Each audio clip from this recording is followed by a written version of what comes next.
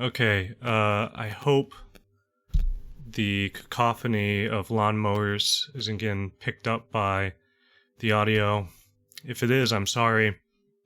There's nothing I can do.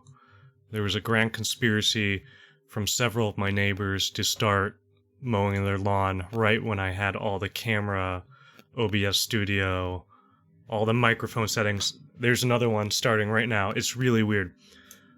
But anyways, I hope the invaluable lessons you will learn today in art will outweigh any spotty audio.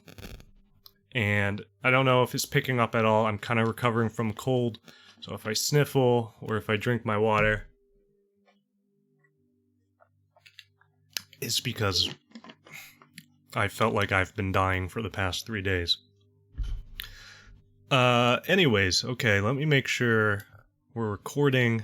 Okay, video is recording, audio is recording. Let's jump into Photoshop. And let me see what we have here. Okay, so today I want to tackle something a little different. Some of you may know that a lot of my early work before History Dose was a lot of fantasy stuff, some sci-fi stuff, but mostly fantasy.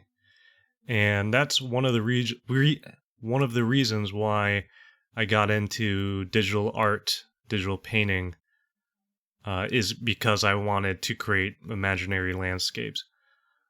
I remember the first time I was like, I want to be able to do this, was I saw a speed painting of someone doing some epic fantasy mountain landscape with like a castle in the distance or something like that.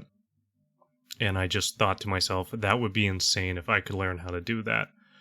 And just seeing the speed painting, I was like, okay, humans are capable of doing that. So I wonder how many hours would I need to put in practicing for me to just start creating, a decent looking fantasy world. And over time, I got better and better. And basically a lot of my art that I just trained on was fantasy art. So fantasy is very interesting because it allows you to, push the boundaries a little bit. Mountains don't have to be completely realistic. Your creatures don't have to be completely realistic. The lighting doesn't have to be completely realistic. You can change colors. You can make things look a little more epic, and it's still within the bounds of the genre. So what I want to tackle today is something fantasy. And as you can see from my reference mood board here, I have a few pictures of New Zealand in the mountainous landscapes, because nothing says fantasy like Middle-earth. And then some pictures of dragons. I think this is Smaug and Drogon from Game of Thrones, I believe. And this will just be used as a reference for inspiration, for mood, for the piece I want to do today. And the piece I want to do today is kind of something following this general composition right here. Whoops, let me get a brush out, like a real brush. So like this composition, you have the knight or warrior in the foreground on a horse riding out to some giant, monument of a creature. So I want something in that composition, but I want kind of this to be more a dragon, and I want a more, fantasy landscape with mountains. But I kind of like this. I like the composition of little guy dwarfed by big guy, and there's a general feeling that this little guy is going to try to take on the big guy. Okay, let's get to it. So let me just take that out. I always like to start out with a very, very tiny canvas, and we're just going to start laying down some colors. Get a feeling for the tone of this piece here.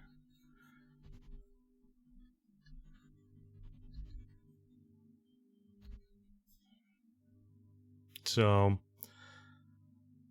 I kind of like those bluer tones that we have in those New Zealand images there.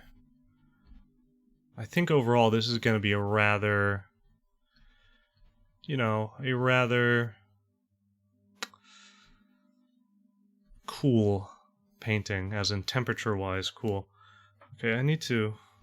my keyboard's in a different position of how I would like it, because I have a microphone in front of me. So I'm just gonna... hold on. I'm gonna move things around a bit. This is fun. Okay.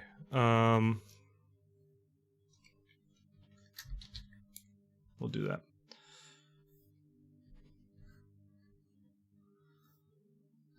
So I'll make do here. But yeah, just feeling it out right now. That's, my philosophy with painting is a lot of it is just kind of pictures and clouds. You get a good lighting scenario down.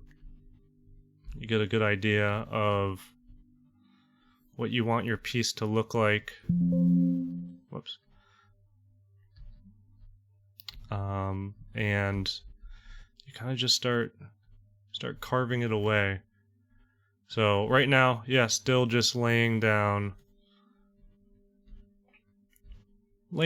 some colors, trying to get a sense for maybe the mountains that would be in here.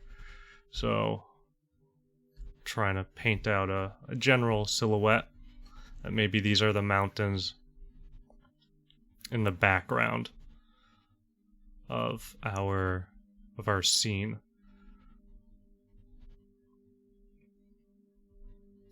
So everything is just kind of, right now, just kind of blocking things in, getting a feeling for the overall tone of the piece. So add in a little snow, a little sun. The softer brush out for some atmosphere. I might like as well, I think there's a suggestion of a river in this piece right here. This piece. I might like that as just a way to, something like that to lead the eye further into the piece, so maybe try to rough out something right now.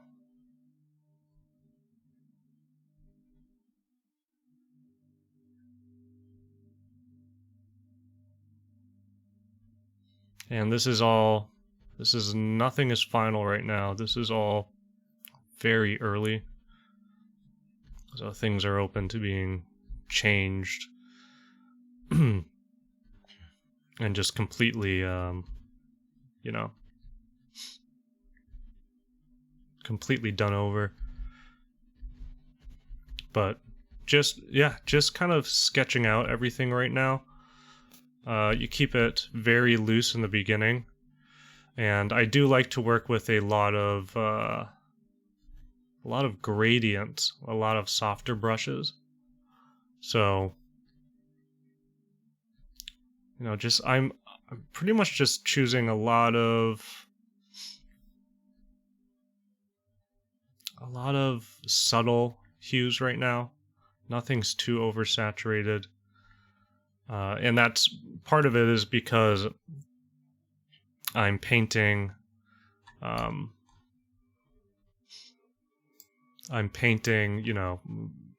distant landscape. Hold on one sec. I just want to go in my audio program and just make sure it won't stop recording soon. because I originally just set the limit to like 8 minutes. That would have been awful if there's only 8 minutes of audio. Okay, we're good. Excuse me. All right, let's get back in here.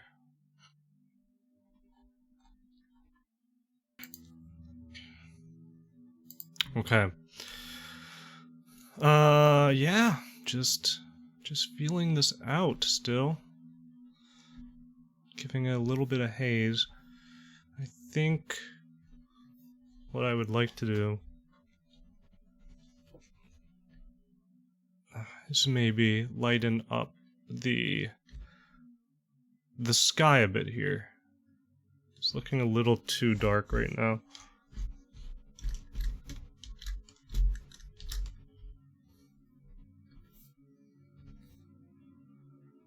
Just it helps define our mountains a bit more.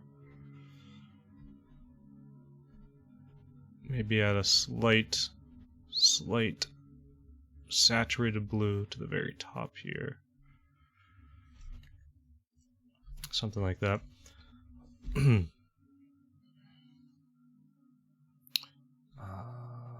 Okay.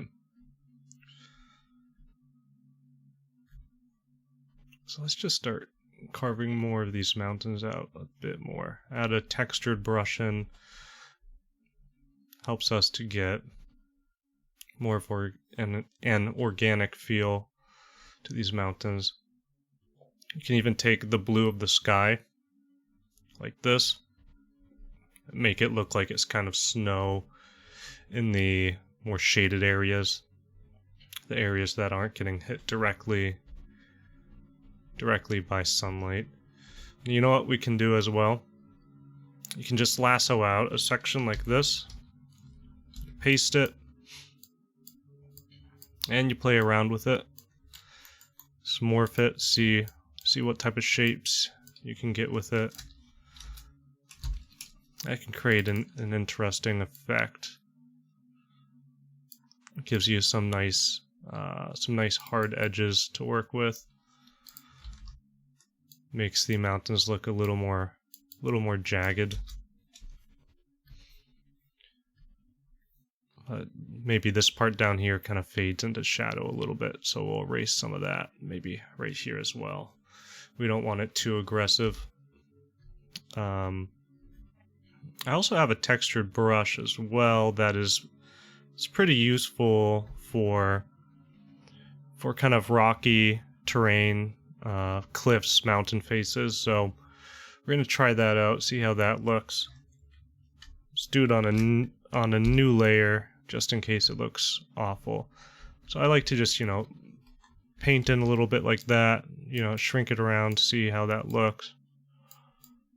That looks pretty nice. Something like that. Let's duplicate it, get that same texture, but shrink it a little bit. And let's make that one a little less stark. The sunlight's not hitting it directly, so we're just gonna paint a little bit of it out, give a little blue to it as well. Same with this, we don't need it super bright. So yeah, we're starting to get some good definition of a mountain here. I do kind of want to maybe add in a little gray here. Maybe even just to see how it looks. I'm going to just put in a slight red haze. Slight red haze. This adds a little, makes it pop a little more. Let's just further work on carving these out a little bit.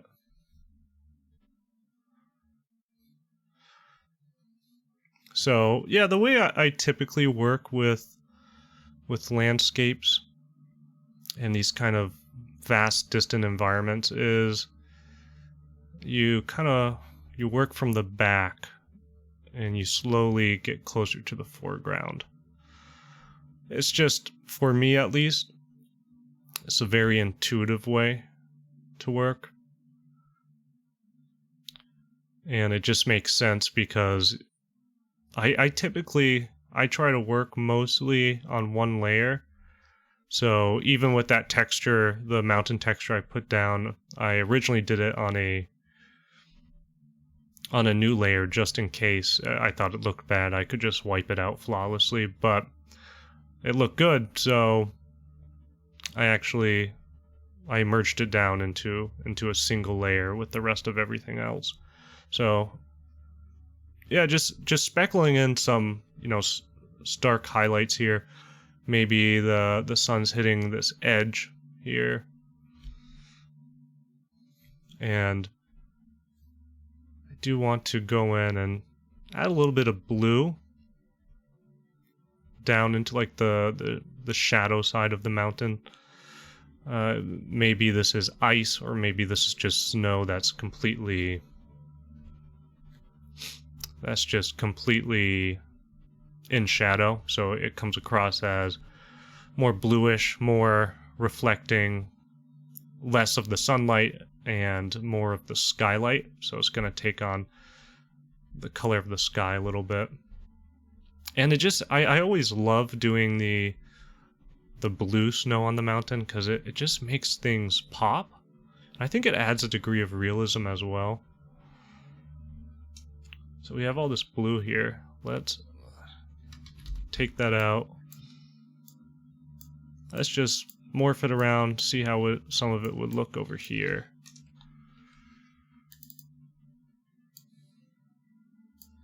That looks pretty nice.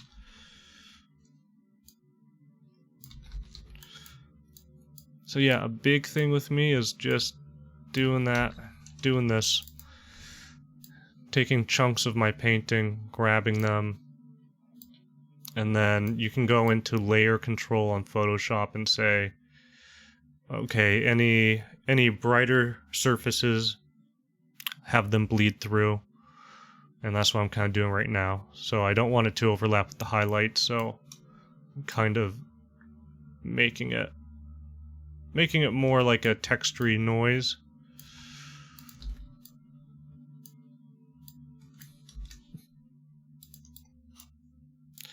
All right, we're getting an okay feel for the mountains right now. And perhaps we can go back and start texturing in some grass here.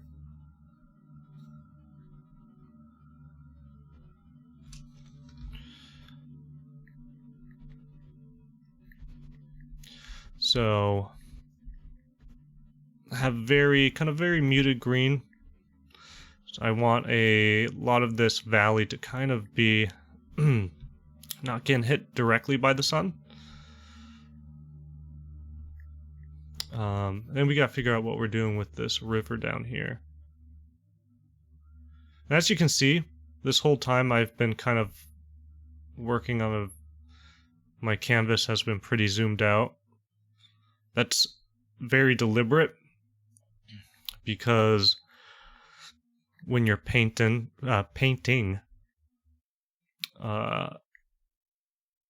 you don't want to get lost in the details right away. You want the starting point of your image to read as a very good thumbnail. Meaning, if it was very small, you could still tell what's going on.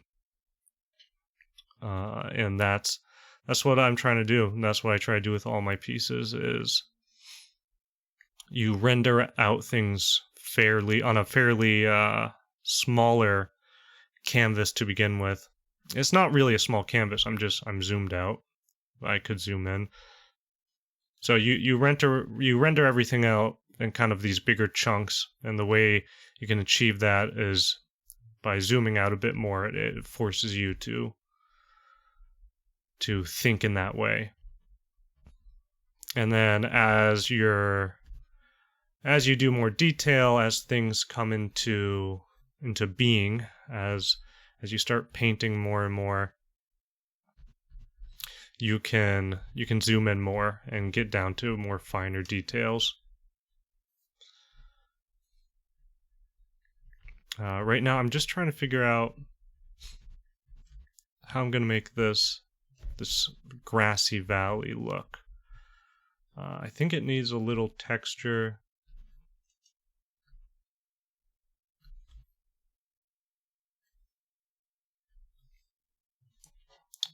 And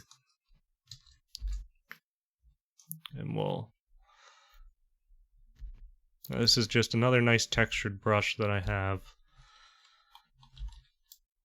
It gives it a nice kind of rough canvas texture, but the thing with texture when you're painting is it can imply detail.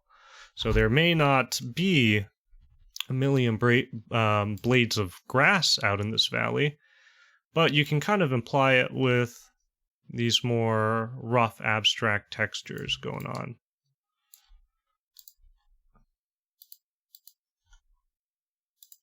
Zoom out, see how that looks. Looks all right. I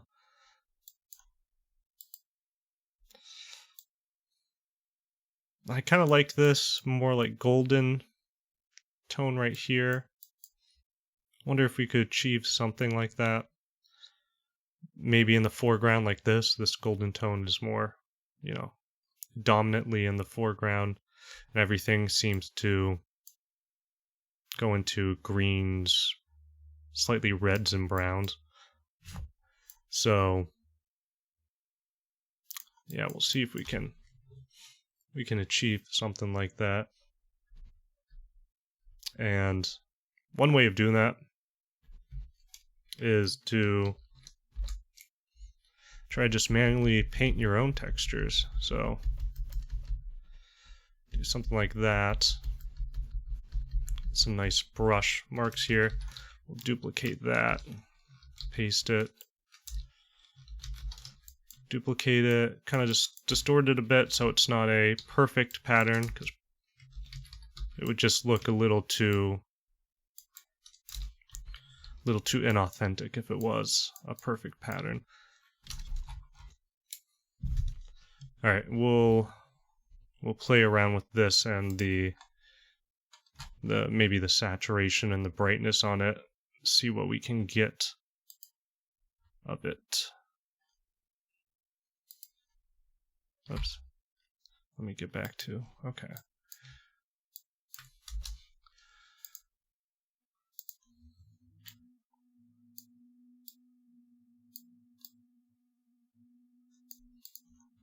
Let me change the color slightly on this. Maybe something like that. Let's drop all the darkness out of it, or let's try. We'll see if this works.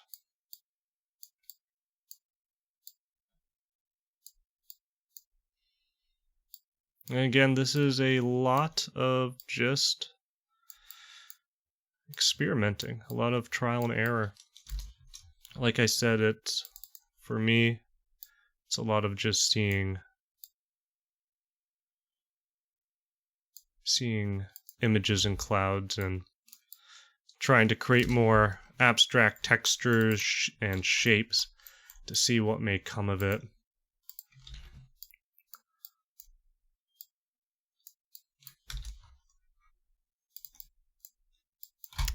It's starting to look okay. I'm not, I don't know how I feel about this river now that I'm looking at it. If I still want it here. It's almost coming across as too bright, maybe, or just too, I don't know. I kind of need to feel this one out too.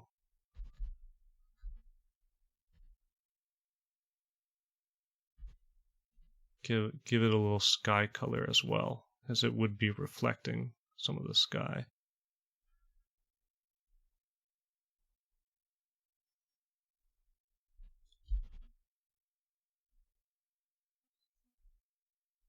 Okay, that might look better. I'm gonna second guess everything I do here.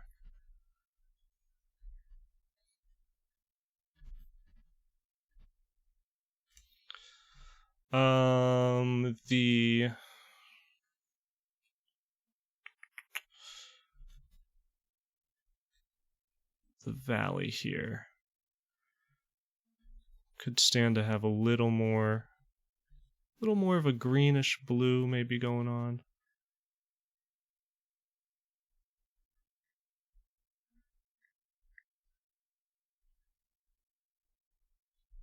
Yeah, something like that looks pretty nice.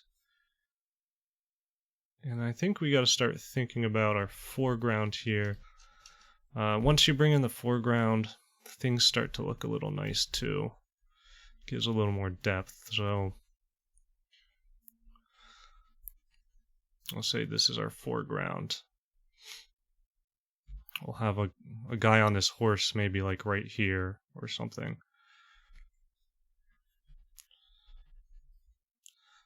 So for the foreground, let's see if we can brush in a nice texture.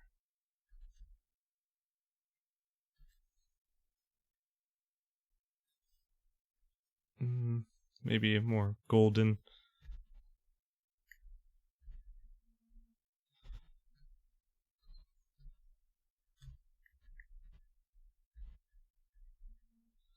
Just kind of grabbing and pulling and seeing what might look nice here.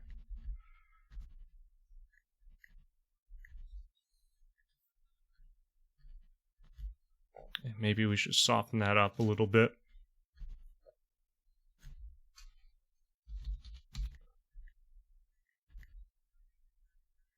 It's a little too bright.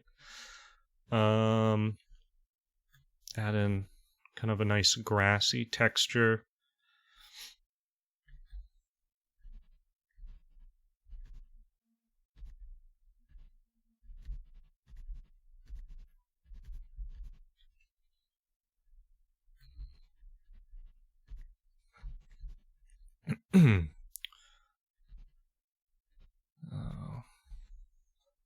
It's looking all right.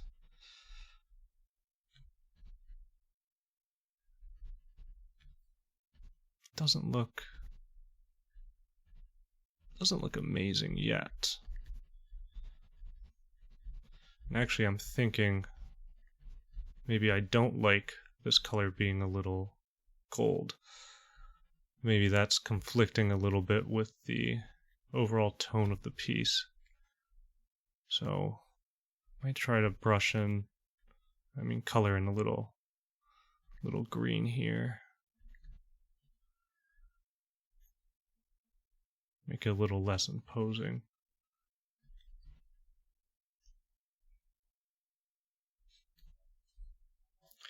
I think we could probably start zooming in a little bit.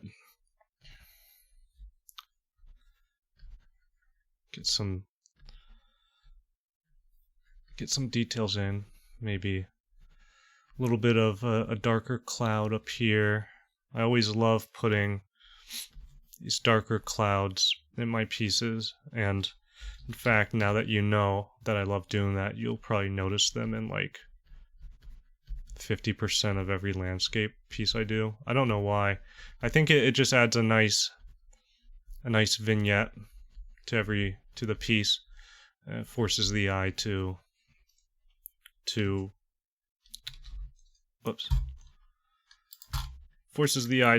focus on the center of the composition. I might darken this a little bit. Something like that, maybe pull it out and fade the edges a little bit.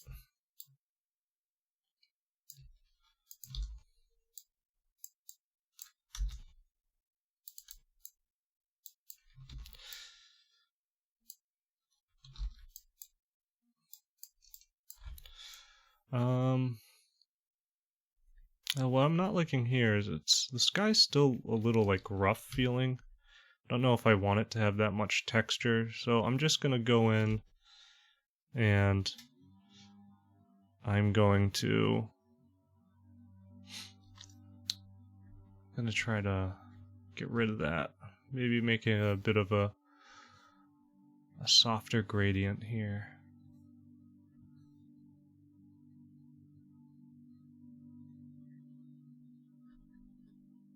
Yeah, that looks nice.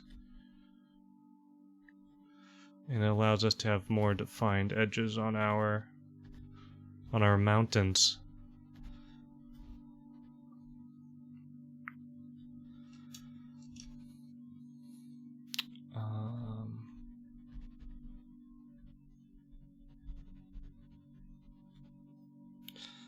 Alright, so what's not working here?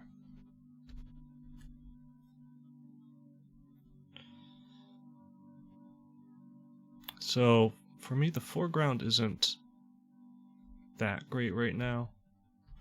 Maybe that's just, I need to soften it up a little bit more. Sometimes that's the key, is just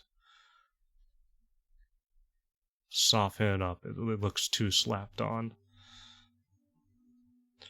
And then I want to try just going in with a little bit of color.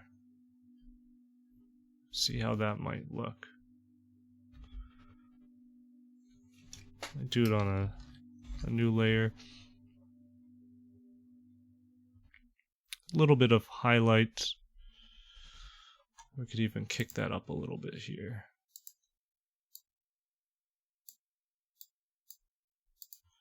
Let's zoom in.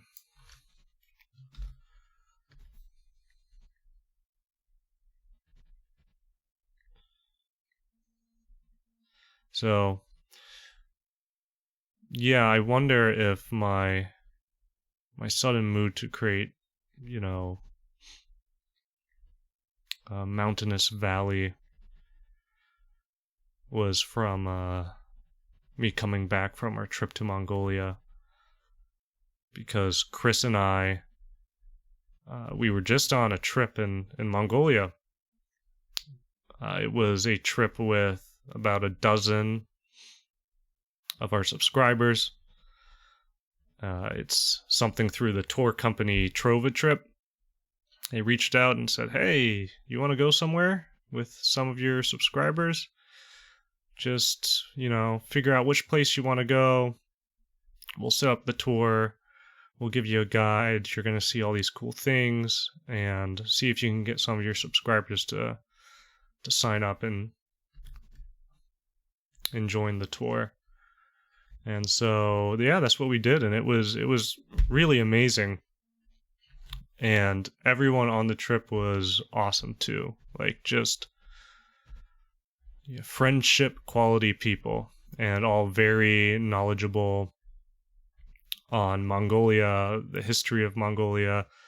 Everyone had a great respect for the culture, and the people there just so hospitable. There was one point where we wanted to find this drink called arag, and basically what it is it's fermented mare's milk, and they ferment it over the summer months. And it basically turns into like a light beer. And so while we were driving out the Gobi Desert, because eventually on our tour we ended up deep in the Gobi Desert, riding camels through the dunes and everything. It was really cool. But when we were driving back, we were now in kind of, the classic Mongolian steppe again.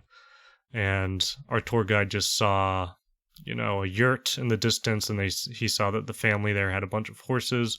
So we went there, and sure enough, they were fermenting some arag.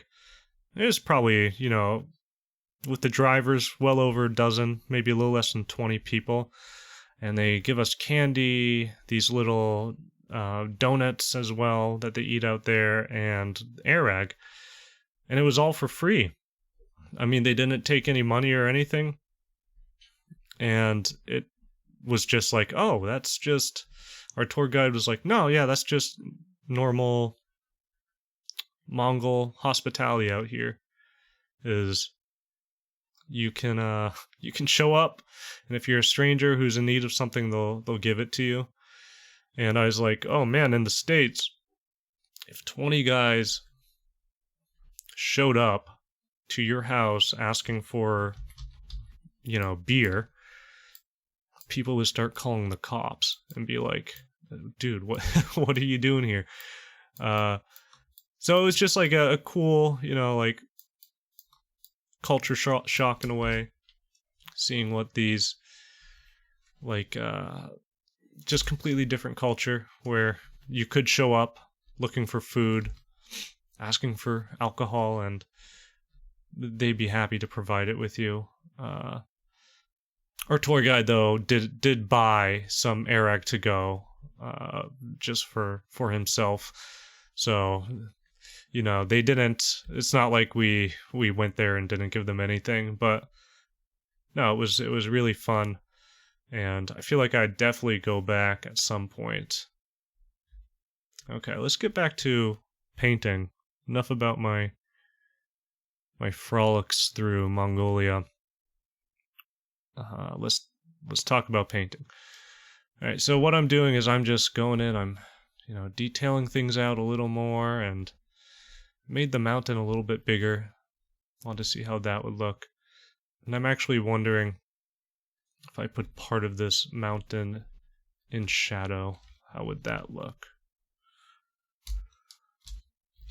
Like the sun isn't perfectly hitting it.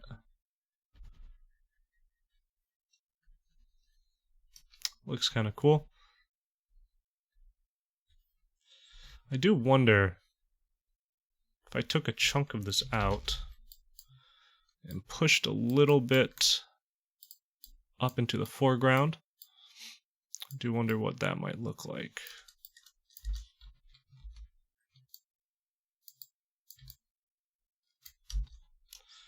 Let's darken it a bit.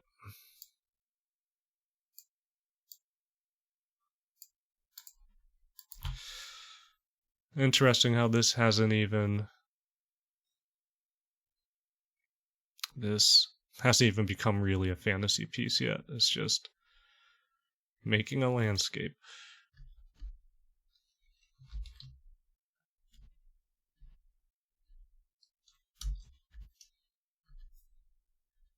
Just playing around with the shapes here, seeing what might look nice. Excuse me.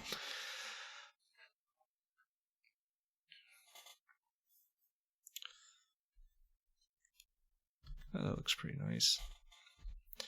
Alright, so what I want to do is go in and let's see how long I've been recording at this point, actually. About half an hour?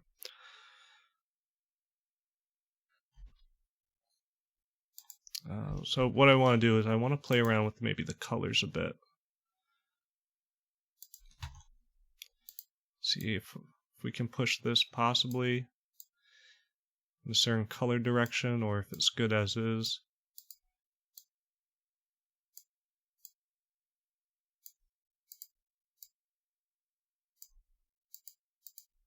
I kind of like that a little warmer. Now that I'm looking at this cloud here, I do think I could probably add a slightly darker dimension to it. See how that would look.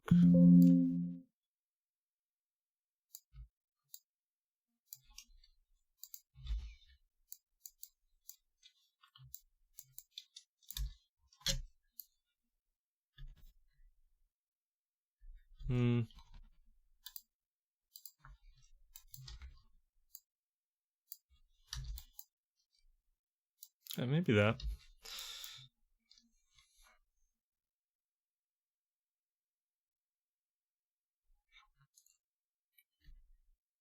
That looks okay.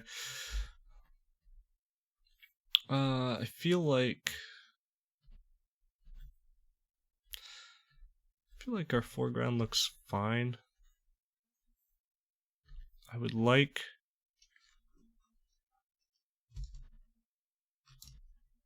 maybe some atmosphere going on here.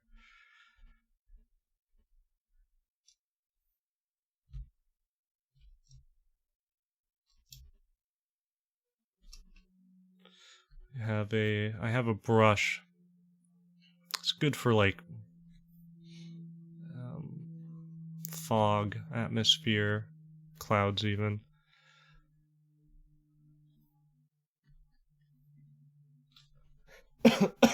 Oh, my cough is coming back. And what I like to do sometimes is get a very stark blue like that, and just go in on low opacity. See how it makes things pop. Sometimes it's good to do it with a stark warm color like that too, and just paint in some areas that you wouldn't think having a little warm there would help.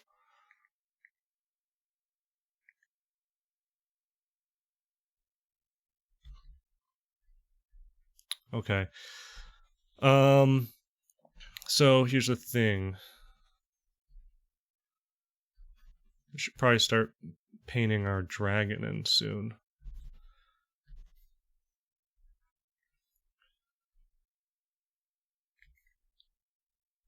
And the thing I want to do with the dragon is I actually didn't want to like over detail it. I want it to almost be like obscured by the atmosphere. Like it's so far in the distance that, you know, its detail is kind of hard to make out. So let's do that.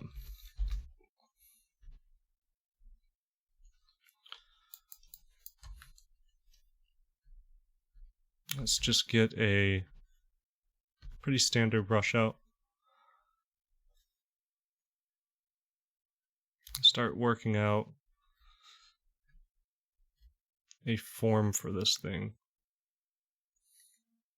So this is where I will start to doubt everything I do.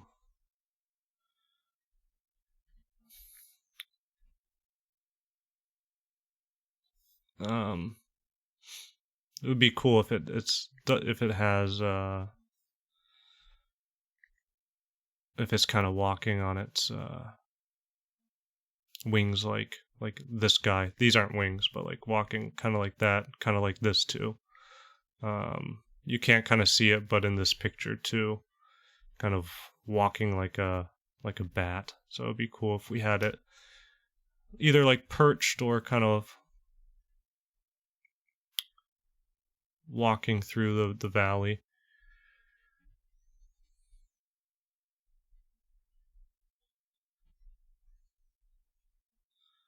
And make these wings pretty big.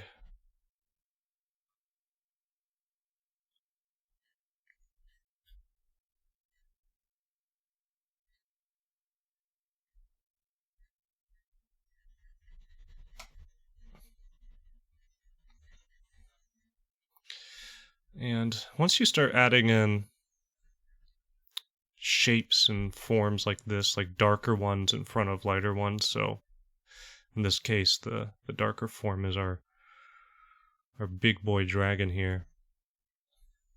Once you start adding in these forms over lighter forms, you start to get a little bit of depth to your landscape, because your landscape is no longer just kind of a, you know, a pale distant thing. It now has some, it's grounded in a world.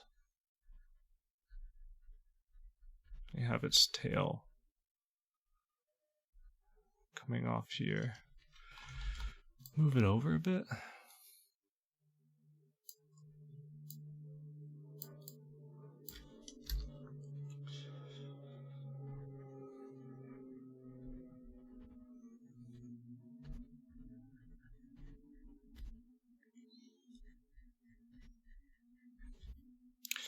so now that we have a general shape figured out, you can start carving it out a little bit.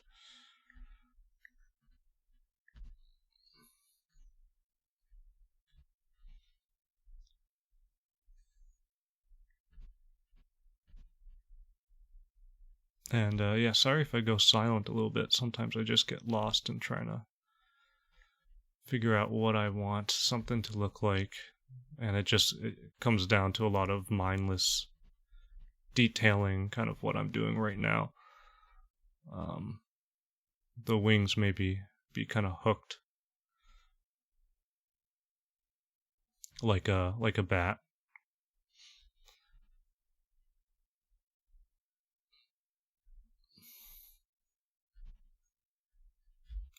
So actually, he would be behind this cloud technically.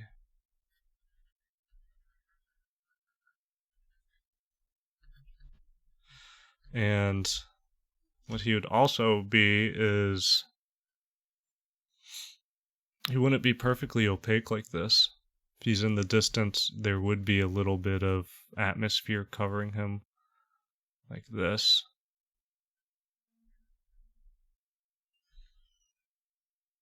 And that's kind of what I wanted this to not be. You see the full beast in detail. I kind of wanted it to look like he's so big that he's being obscured even by the atmosphere. We're gonna paint in like a little darker, maybe like shadow. You know, don't go too dark because we also, like I was just showing, we have the atmosphere kind of covering him quite a bit anyways, so that would obscure even that. Painting some blues here. I had the idea of like the face itself being pretty, you know, not overly detailed, but maybe you just see like you can mostly just make out like two burning red or orange eyes or something like that. That's an idea. We'll have to see how it looks. Let's go and see. Get an idea for like a shape here.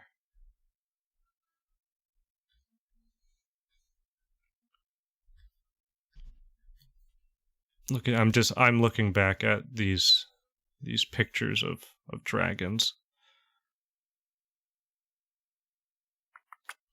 I also just want to make sure that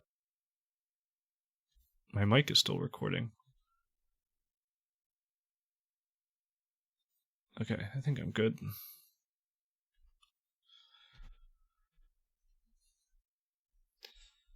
And you know, I'm not going to go overboard with this piece. I don't want to be spending several hours on this. It's going to be a fun piece. It's not going to be, I'm not planning it to be some magnum opus masterpiece. I just want it to, you know, read well. I want it to come across as, yeah, this is a dragon.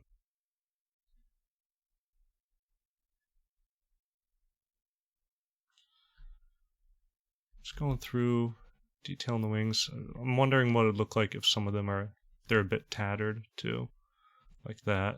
Put a little bit of the skylight coming through them. Maybe he's like an older dragon.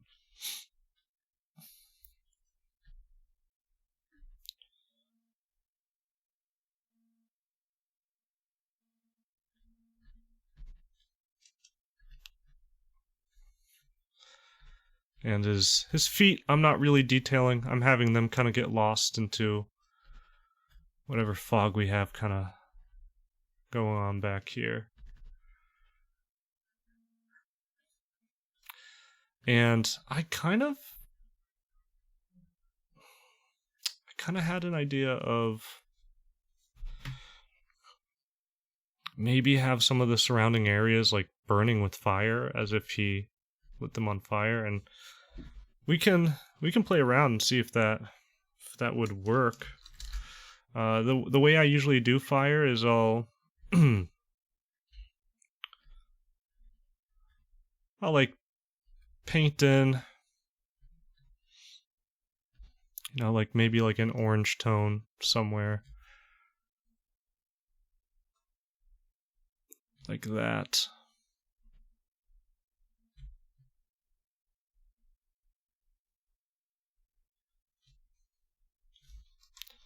And then after I have that,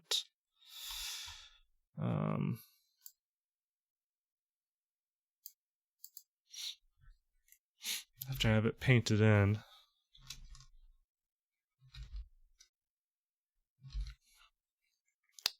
let's actually, there we go, put it in front of the dragon. After I have it painted in, I'll go in with a soft brush and I will set the filter, or the blend mode, I think it's called, on the brush to something called color dodge. And so what that does, well, I don't really know what it does, but what I believe it does is it just kind of pushes all those kind of brighter colors and it really illuminates them. It makes them look as if they're kind of glowing. You kind of have to be careful with it. So I set down the opacity a little bit just because it can get really bright really quick.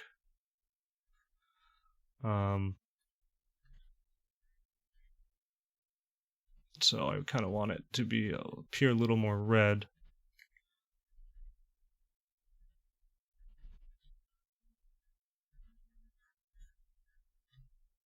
And so, yeah, it gives you a general fiery glow, but of course fire isn't a round brush, so I'll go in with my mixer brush tool and one of the more texture brushes, and I'll just kind of grab a little bit and,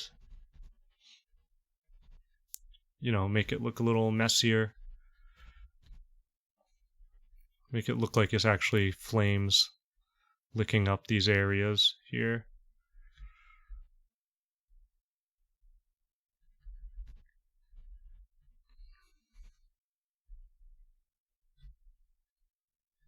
And, you know, I'm not... we're going to feel this out, see if it's worth doing. Because it was just an idea, it wasn't anything I was, like, set on.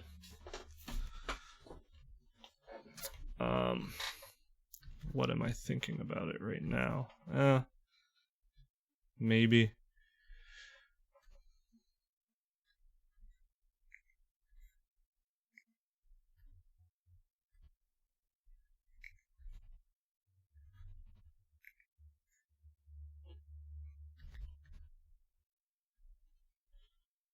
Maybe stick with it. It's kind of hard to tell. I put my mixer brush into a wet mode.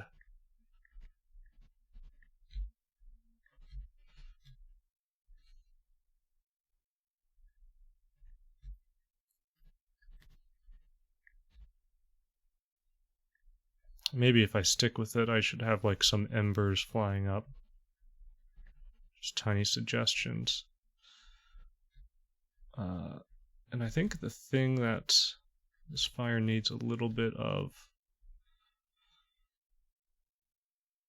is maybe like a little more, a starker, almost like whiteness to it as well.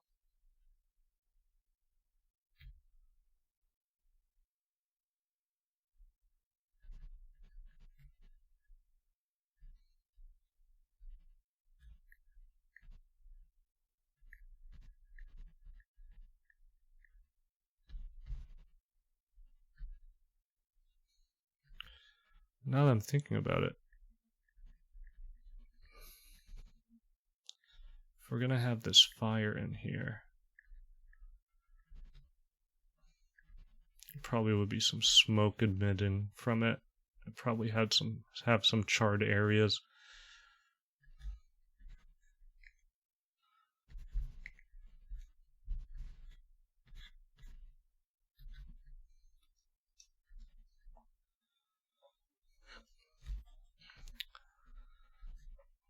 Well, let's see what if we painted in a little smoke in these areas, what that would look like.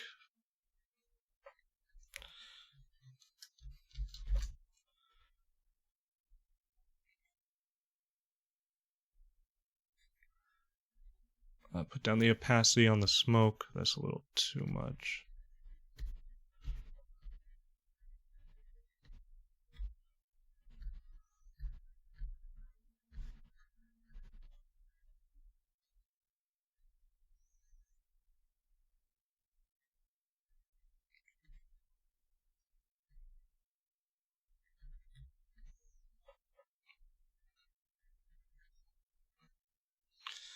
I mean, that's kind of cool.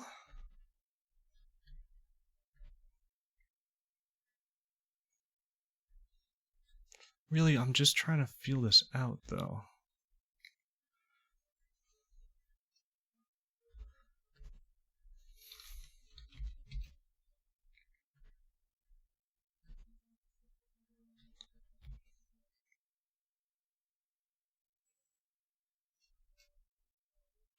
So because we covered the fire a little bit in smoke, kind of want to brighten it back up again. So I'm just going to go in with our color dodge and see if we can bring out some more of that brightness again.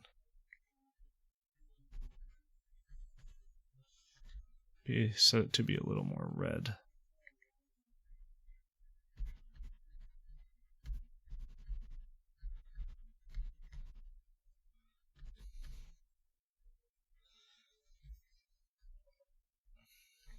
I'm noticing if it's near this river too, we probably have a little bit of it just reflecting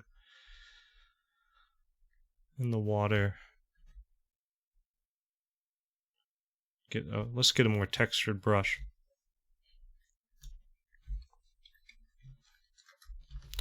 So yeah, always thinking about this stuff whenever you add an element in. It's never as easy as, oh, I added it in. All right, now it looks great. No, it never looks great right away. You need to make it work with the environment. And so that's what I'm doing with all this stuff. All this atmosphere, all this like, oh, it might be reflecting here, it might be causing this shadow here. How's it interacting with everything else? Wouldn't there be smoke or something? All this is realizing that you can't just throw something in. It's never that easy. When you put something in, it needs to adhere to the world that you just put it in. Now I'm thinking about adding in some embers, this fire. So I'm going to try this. I'm going to try just getting some texture brush here and playing with the layer controls. See if it gives us like the suggestion of embers.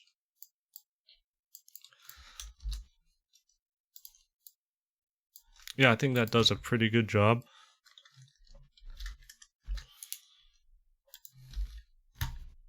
Oh, I just heard an alert. Let me see what that is.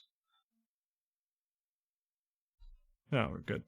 Okay, maybe these embers could be a little brighter. And we would, of course, have some over here, too.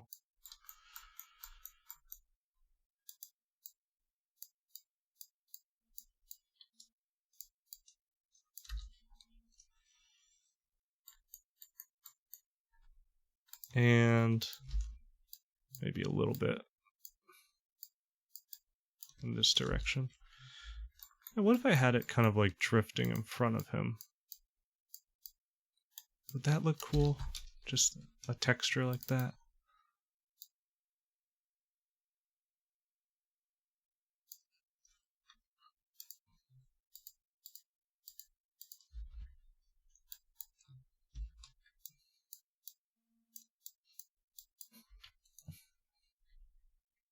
Okay.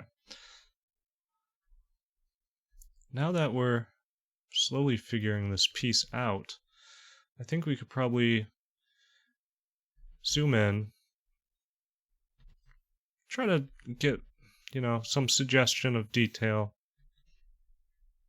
on our little dragon boy.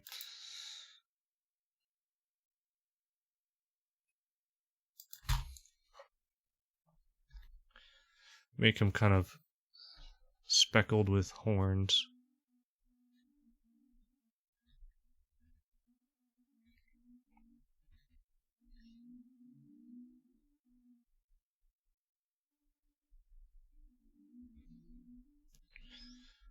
So I think he's gonna look kind of more like Game of Thronesy kind of dragon,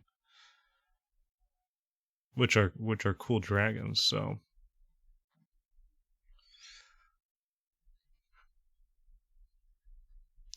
yeah, I'm a fan of the Game of Thrones universe. More of a fan of Tolkien over George R. R. Martin, and really I consider them different genres. They're both fantasy. If what you consider fantasy is just some degree of magic and heightened reality. But the thing that Tolkien said was he was writing myth. Tolkien wasn't writing in an established genre. There wasn't really the fantasy genre at that point. There was the idea of myth, which was, these are, you know, old stories that reflect certain truths, certain virtues, certain archetypes that have been kind of carved and distilled through different cultures and histories. And so Tolkien he kind of had a bit of a grudge with the idea that the Roman Empire, then, you know, eventually Christendom and everything, you know, it in effect dissolved away a lot of those stories, a lot of those myths from the Germanic tribes, you know, the Norse and the Anglo-Saxons.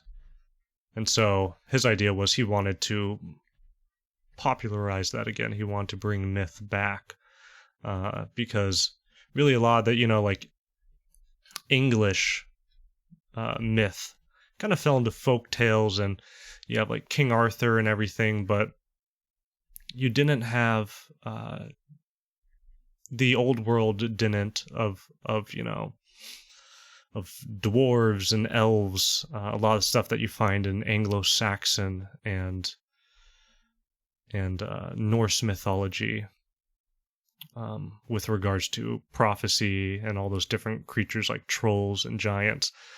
Those originally did come from Germanic, the Germanic mythos, and Tolkien wanted to bring that back to life, and he did that. He essentially, yeah, he created the fantasy genre, and his whole intention was he just wanted to create myth. He wanted to take those old Germanic myths and popularize them, to bring them back into the forefront of consciousness, but at the same time to give them a chronology, almost like an actual history. And that's what he did. That's Middle Earth. Middle Earth is just the translation of Midgard, which is, if you know anything about Norse mythology, that's the world is considered Midgard.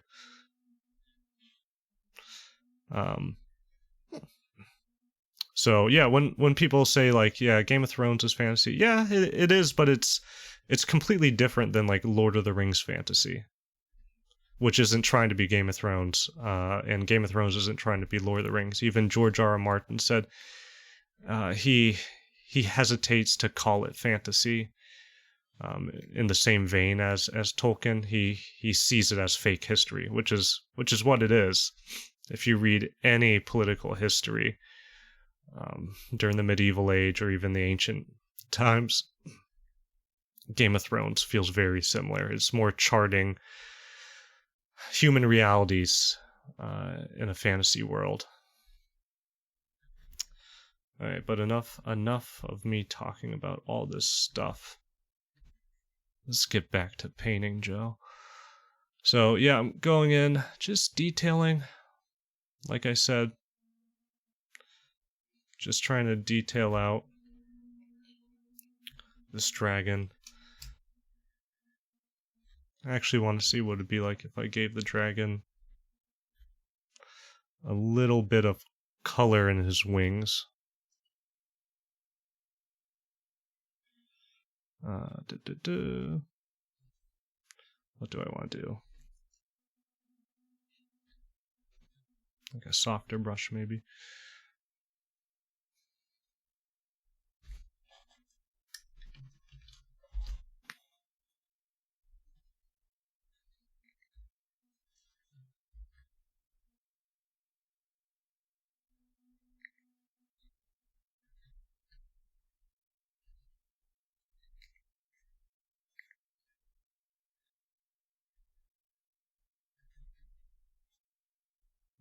Very subtle. It doesn't matter too much.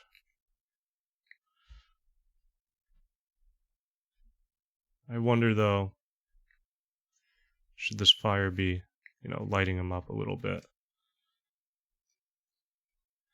Maybe we need to brush in ever so gently some highlights on him from the fire.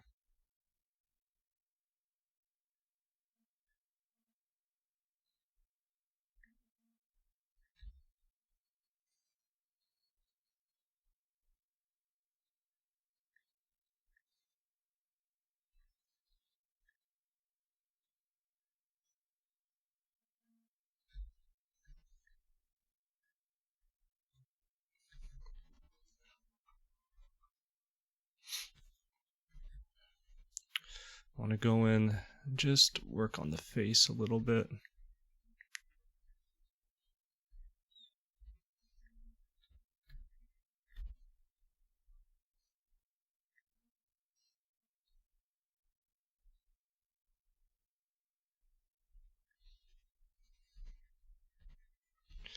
And again, I don't want this to be overly detailed. A lot of this is mostly just implied detail and textures.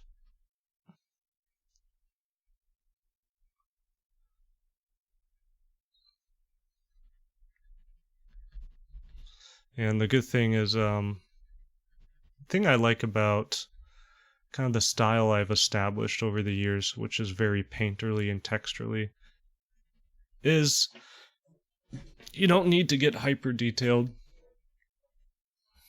to stay in your style. I mean, my style is painterly, and people know this if they look at paintings from old masters and stuff. If you stand too close to it, it's just a mess of brush strokes. But then you zoom out and you're like, oh wow, yeah, there's a whole image here. And that's kind of my approach too. Is I try not to get like lost in the details. Just, the big picture is what I'm looking for.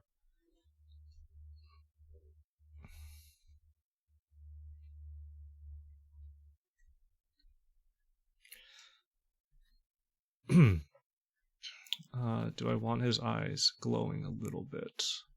Sure. I would love them to be glowing a little bit.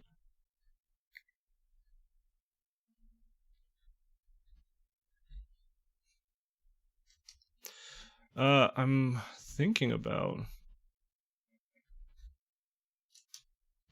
What if I had like a little smoke coming out of his nostrils?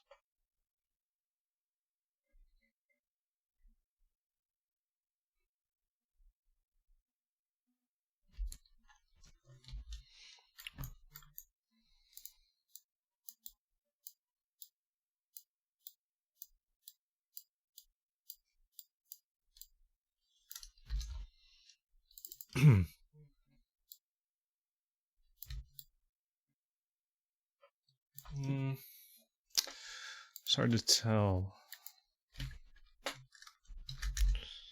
Probably would want to soften this up, so I'll go into Photoshop's filters and put on a slight filter on it to just soften it, make it look a little more smoky.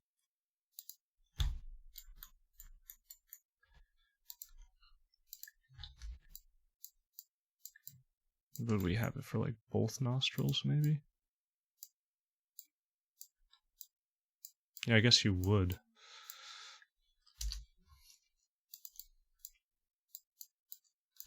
I'm debating on whether or not I think this looks okay. Maybe it just needs to be worked a little bit more here.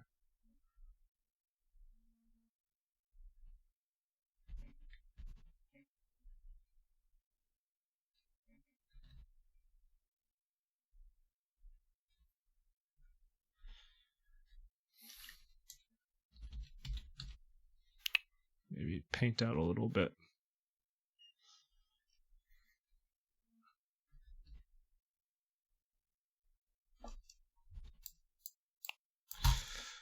I don't know. I don't know how I feel about it. I don't know if it's like, if I feel like it's just obscuring his face too much. Maybe one of these days I should just do like a live stream of me painting so people can like chime in and go, oh yeah, that looks bad. And don't do that. Because I just like, sometimes I have a hard time going back and forth. I think I'm going to keep it. But sometimes I have a hard time going back and forth with these little details and be like, oh yeah, that looks really cool. And then like I look back at it a moment later, I'm like, oh, that looks really bad. Why did I decide to do that? I think it's just a matter of sometimes getting lost in the painting. The one thing that I don't like right now is all this smoke right here. That's kind of obscured our mountains. So I wonder if we can just like bring some of that back to life.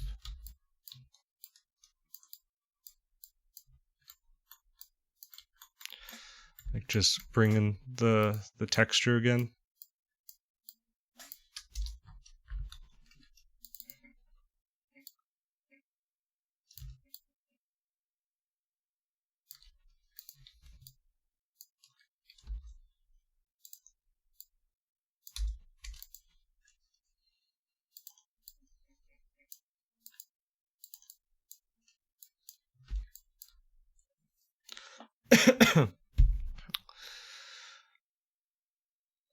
It's looking a little better. Reads more like a mountain, but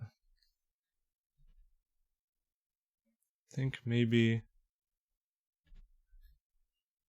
I need to paint back in some highlights here, because the smoke kind of is covering them up and it's making it look a little muddy, which I do not want.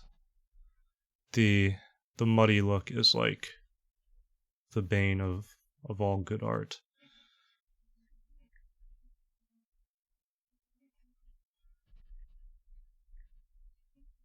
And then maybe go back in with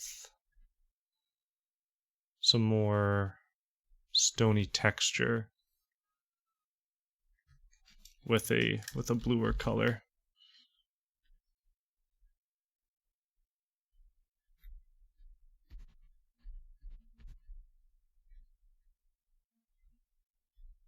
I don't know why it's so. There we go. It's like, why is it so faint? It's because I had the opacity down.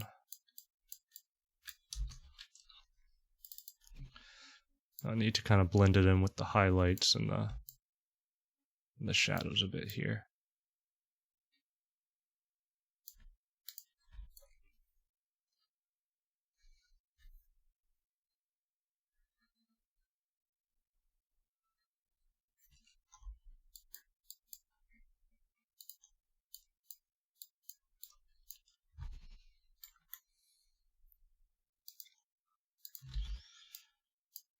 Add a little bit of texture on this end for these mountains back here.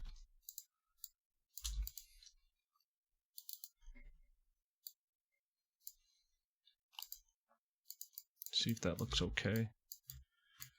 If it doesn't look okay, well, I don't know. I think these mountains need to be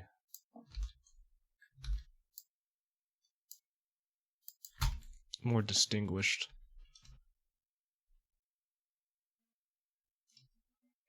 So we'll just brighten the sky up over them just a tiny bit.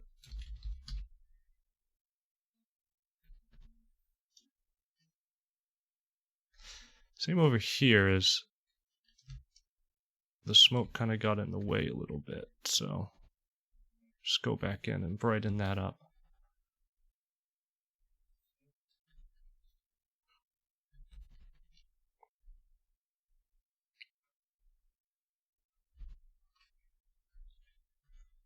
I think make this appear a little more blue.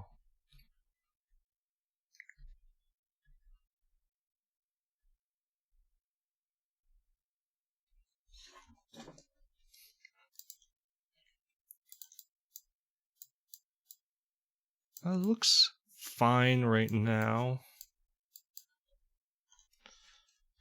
I do think the background could just be, whoops, could maybe just be lightened overall. Lightened entirely.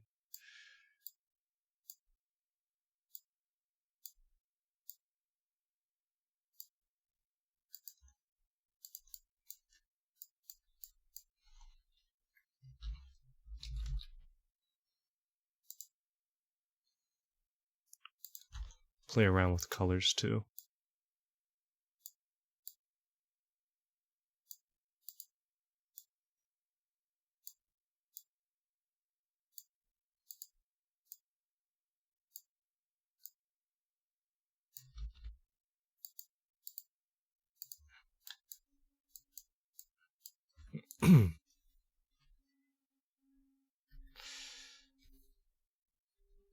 And let's play around with just taking a section of a cooler temperature, overlaying it, and then just changing the blend mode on it.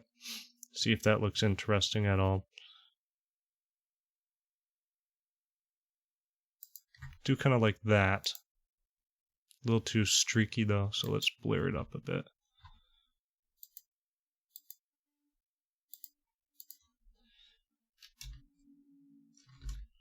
Maybe.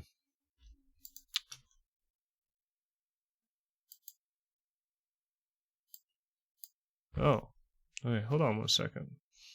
So how is my project so large memory-wise right now? I'm just gonna... Let me try saving it again. Just told me I couldn't save it. It's like, it's way too large. Okay, now we're good.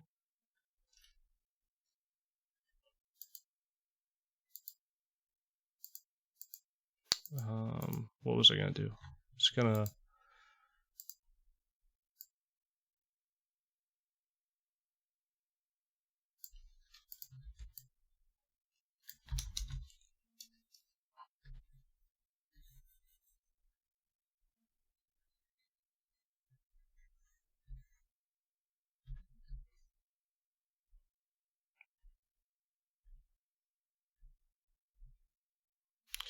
Okay, so an interesting thing is happening here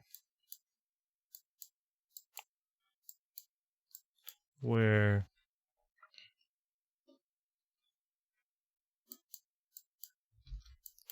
I feel as if the dragon is not properly separated from the background right now. I'm going to try to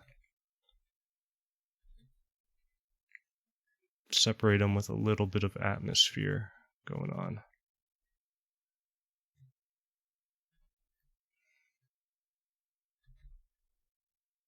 There we go. That just brings out his wing a little more.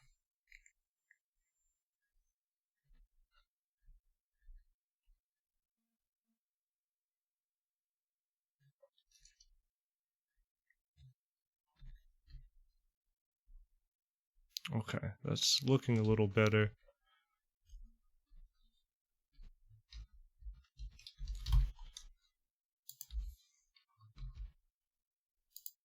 Yeah. Let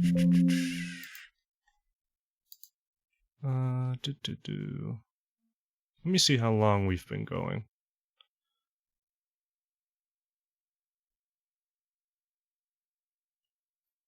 Little over an hour.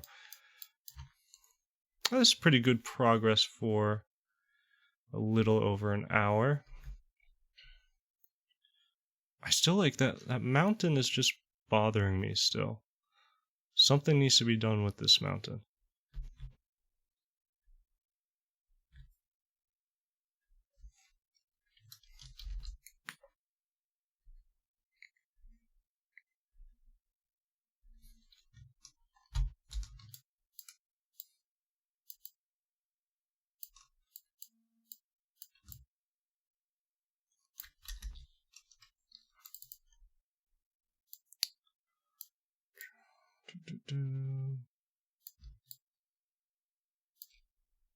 And maybe that's helping.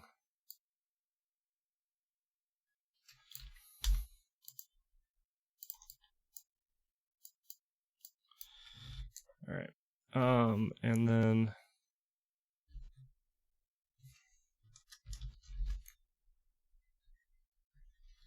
get some texture at the top of this mountain here.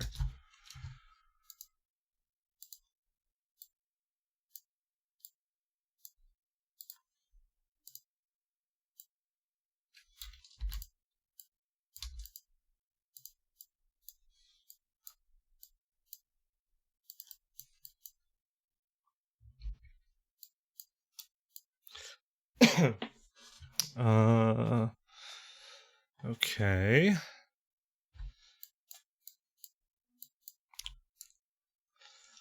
Do feel like we lost a little bit of green with all that atmosphere. I wonder if we can get a tiny bit back.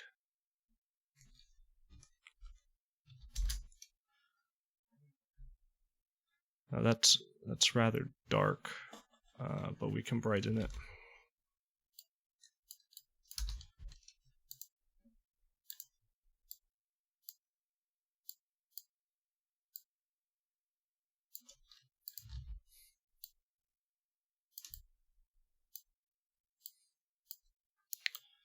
And yeah, like I've been doing this whole time, just playing with textures, stretching textures, seeing how they look.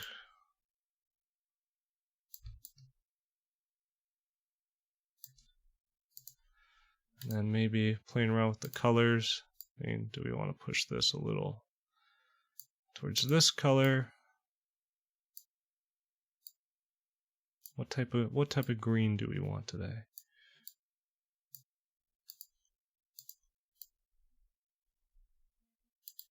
Just want a suggestion of green.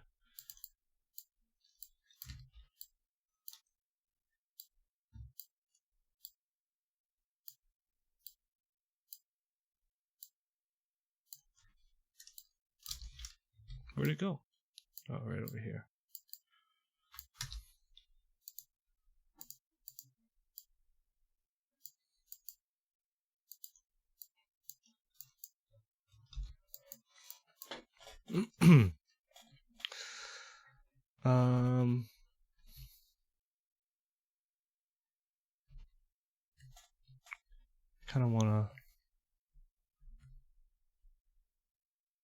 paint in some blues here. Yeah, I'm just, I'm a mess right now. I'm bouncing around everywhere. But that's just how I do things.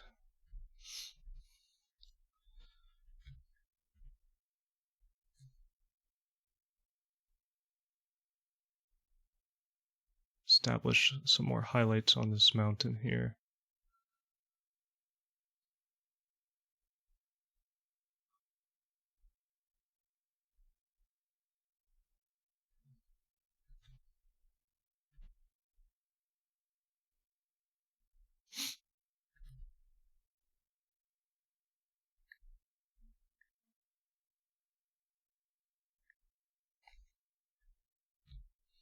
I'm also wondering, would this mountain have a tiny suggestion of highlight on it as well? If you have it peek up a little bit, it would, I believe. Like you would have a tiny suggestion. So maybe, yeah, maybe something like that.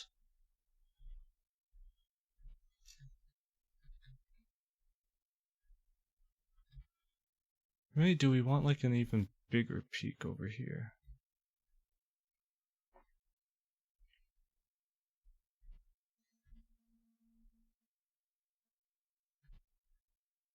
Like, what if it was something like that?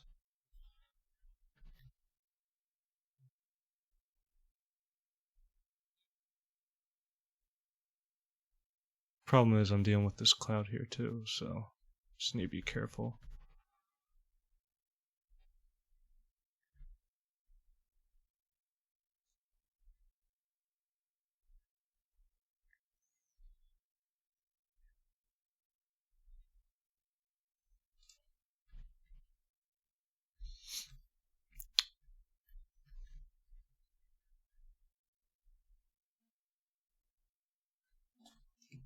I'm not sure.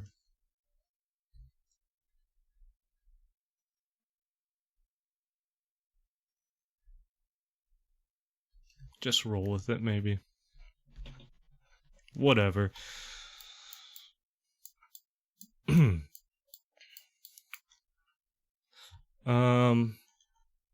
Okay.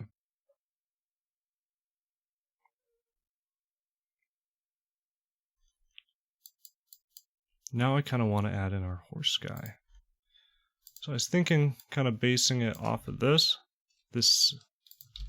stance here. So with these smaller references, I sometimes like to pull them directly in. Just get a sense of the shape.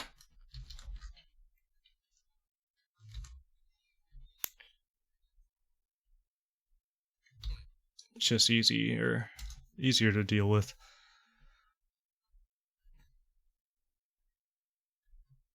I'm not sure if I want to have a helmet. Maybe. And you'll excuse me if this takes a bit of time. For me, horses can be kind of difficult.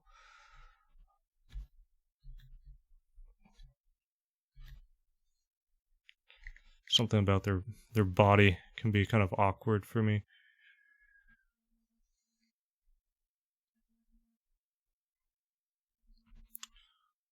Same with the people, though. Like, most anatomy for me is just like very, very awkward. Just the feeling out process for me. And I think it's just because for most of my life as a painter, I have been doing landscapes and environments. So those you have a bit of leeway with. There's no like quote unquote best way to do a mountain. There's no anatomy rules for mountains or valleys or clouds or, panoramic skyscapes. There's nothing on that. There's no anatomy book for those things. So when it comes to anatomy and even like portrait work too, it can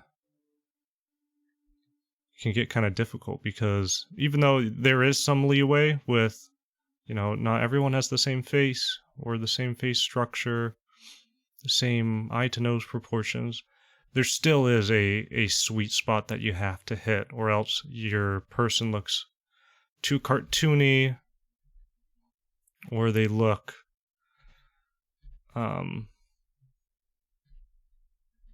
like alien or deformed.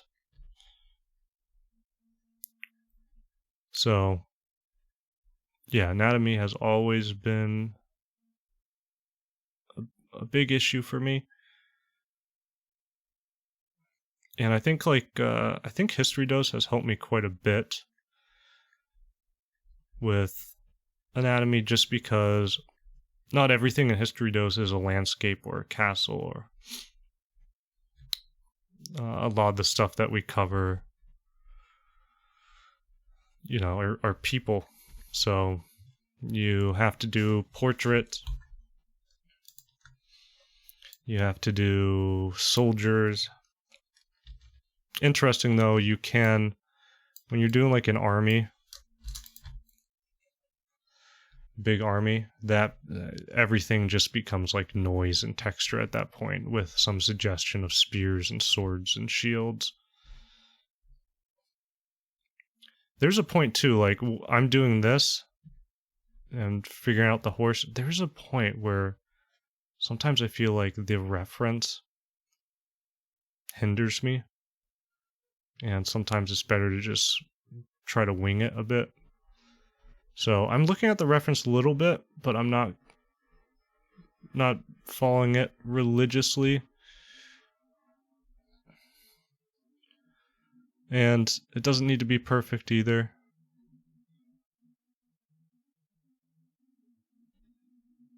I mean, I'm not going for hyper detailed realism here. Maybe give him a shield. Yeah. Does he have a shield in this? He might.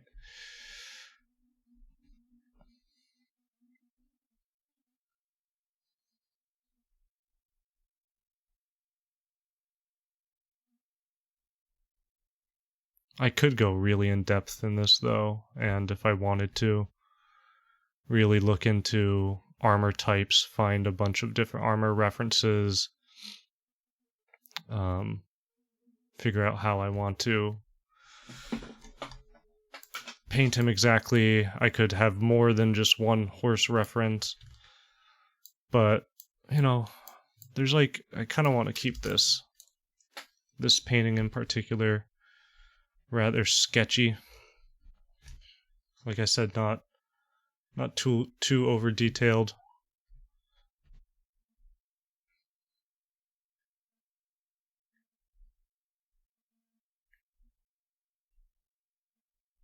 So just working on the shape.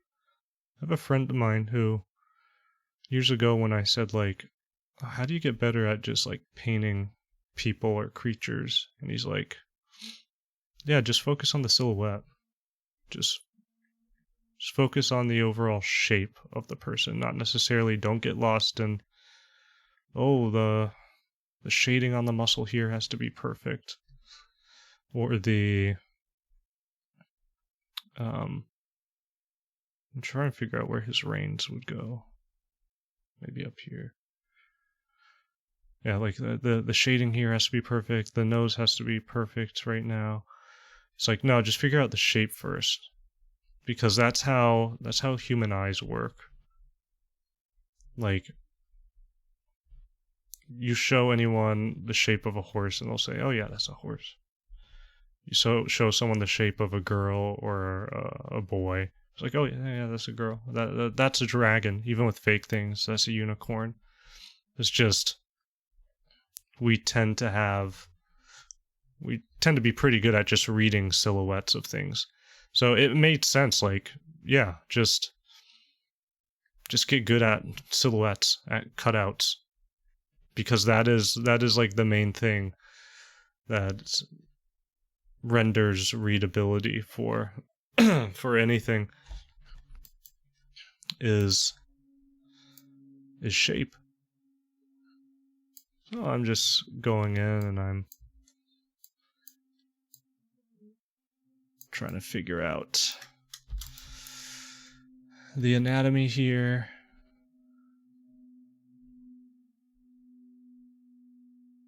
Give the horse a bit of a neck. He was lacking a neck. He's looking like a dog. Or maybe he is riding a dog. I don't know. Keeping it painterly, though. You know, don't need to go into a ton of detail.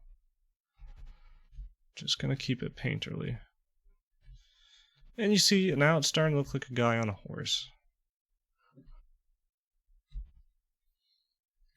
And I don't mind him being pretty dark here. I kind of want the foreground kind of in shadow. It contrasts nicely with get a little atmosphere with how, you know,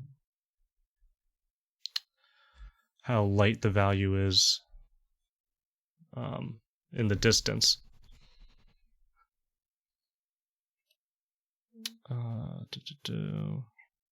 Just checking my recording devices, making sure everything looks fine. Yep. It would be a crime if we went 90 minutes and it was like, oh yeah, your microphone went off 50 minutes ago.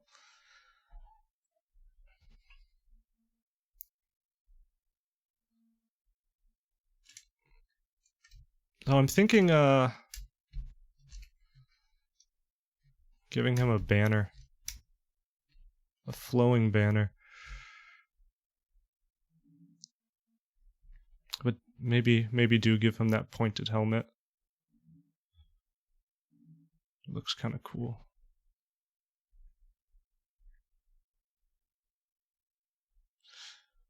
I'm almost like tempted to give him a tassel on this helmet, make him look like a Mongol. Nah, maybe. Maybe we'll do that. Let's just get the helmet down first.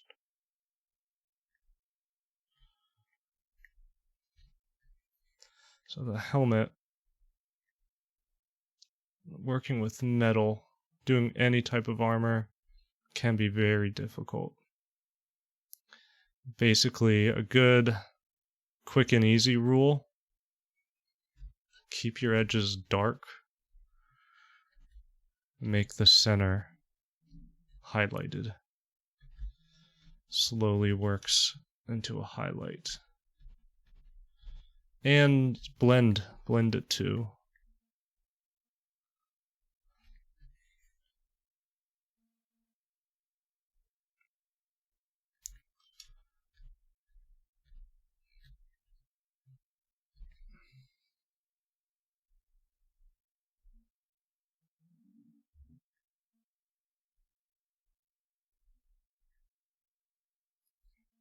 It's not a great helmet shape right now.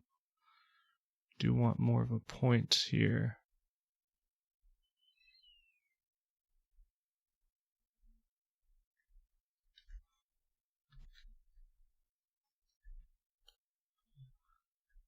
Really zooming in now. Oh, okay.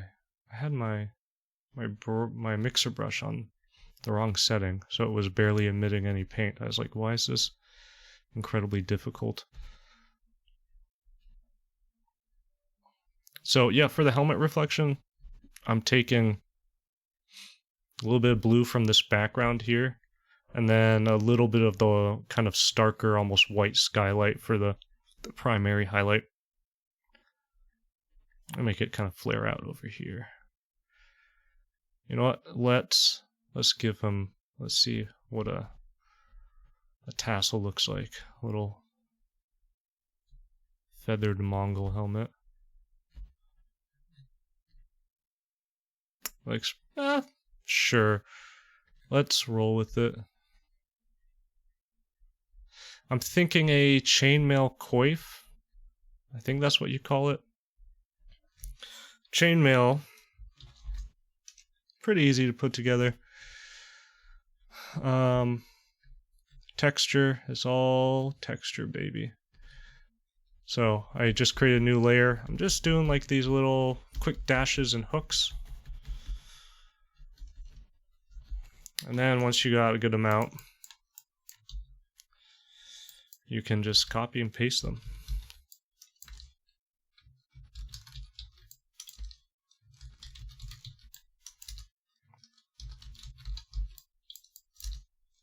And once you've copy and paste them a lot, shrink them down,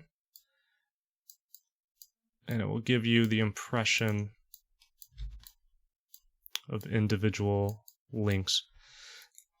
So that's a neat trick I just figured out over the years. It's just much easier than like individually painting out the rings. And it looks good.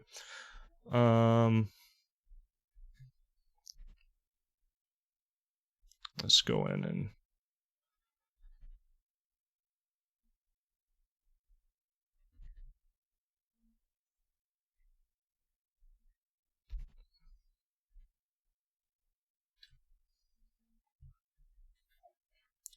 chainmail would have, you know, occasional highlights along the way here.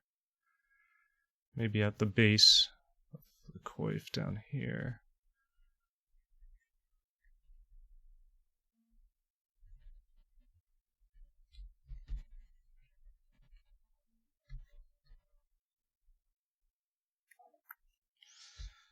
All right, now I'm thinking chainmail's popping a little too much, so we're gonna darken it a little bit.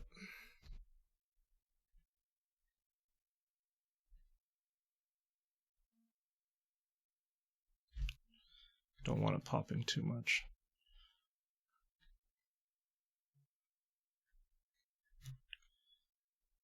His hand, I think, could be tilted up a tiny bit.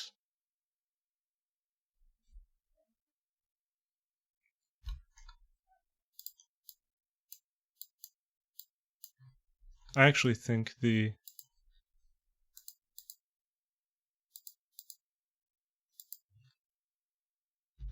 could probably just tilt his arm.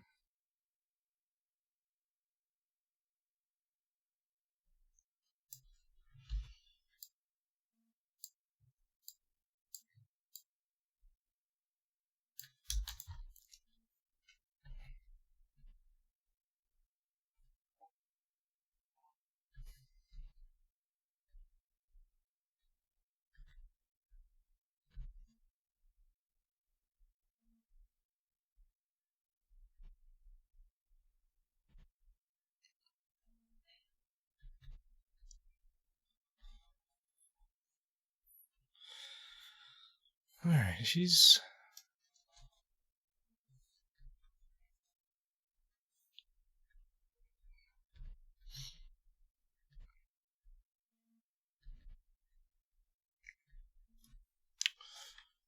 Oh, he's not... It's not looking perfect right now.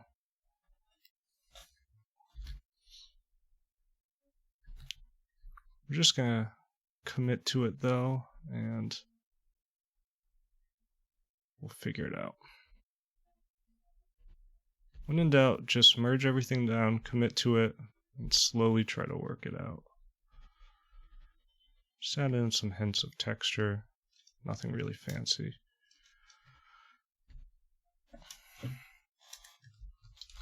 Get a banner going here.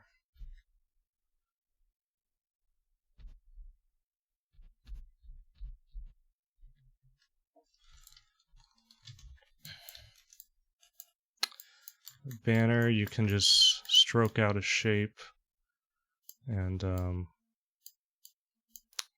start warping it.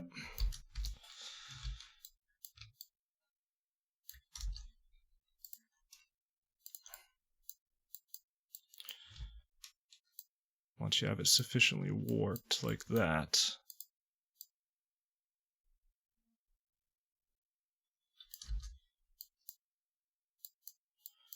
you can go in. If you want to, you can try to shade some areas of it.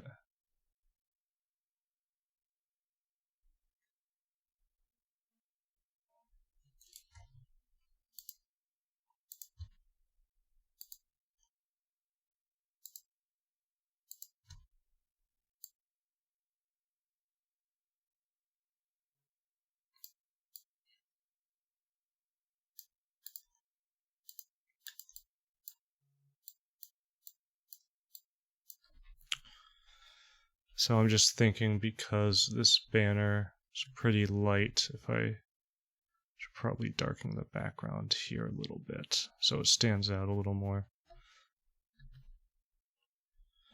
But I'm thinking maybe we don't make this banner so light.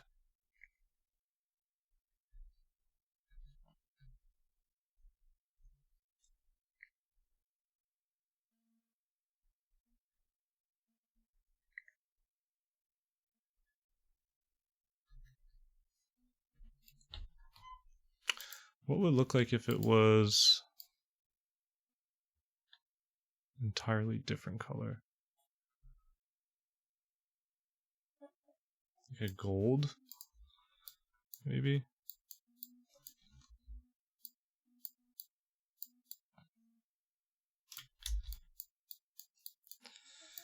I think it would be darker. Yeah. Especially being in the foreground. Should be a little darker.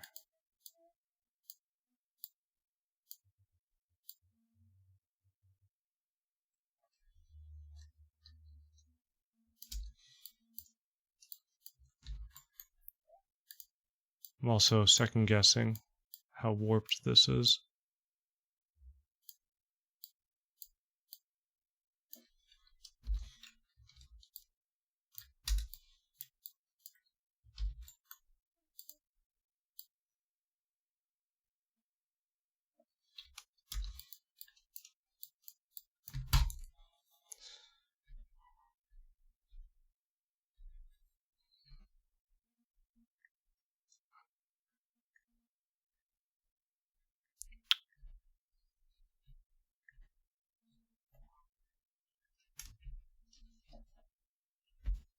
Whoops. All right.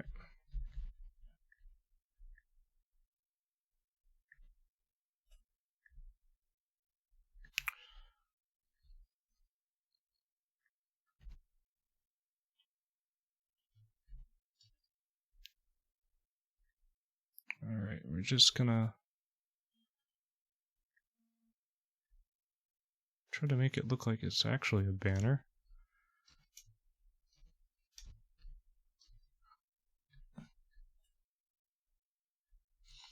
And now that I'm thinking about it, the lighting's a little off on the banner. This shouldn't be so bright over here.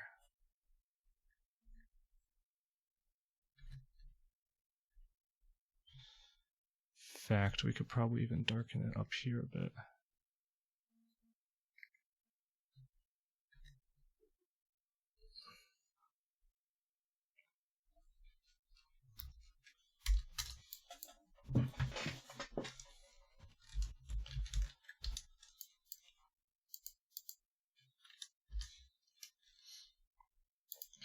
I'm almost thinking about moving our guy over a bit.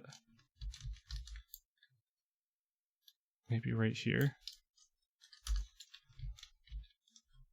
So we could try that. Let me...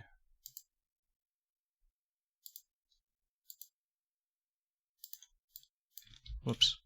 I don't have them fully selected.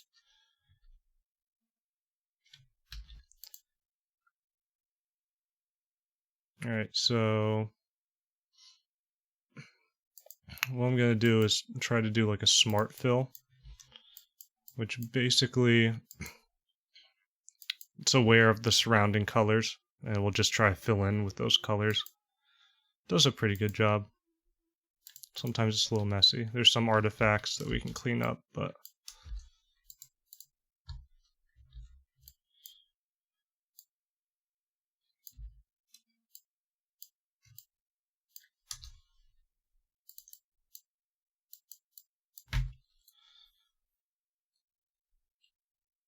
alright. Let's just commit to that. Clean up these areas right here. Now the horse is standing in grass.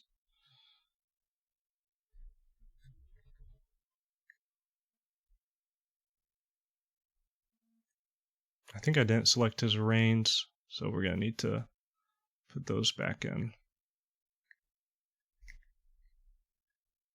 Just trying to get a better shape for the horse here.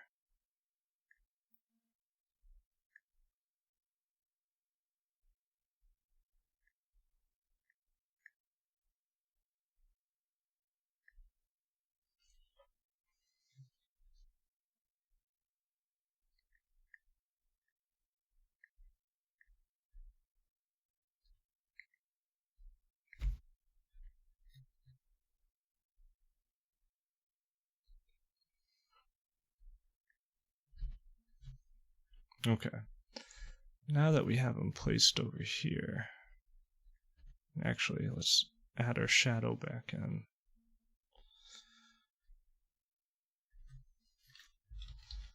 Slight atmosphere over our guy here.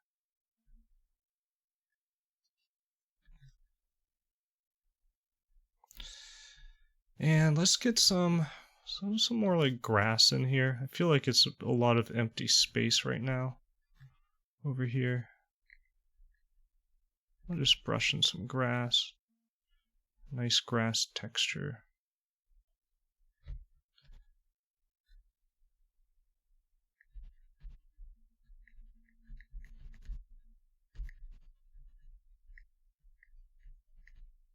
Some nice dark grays, browns, and blacks here.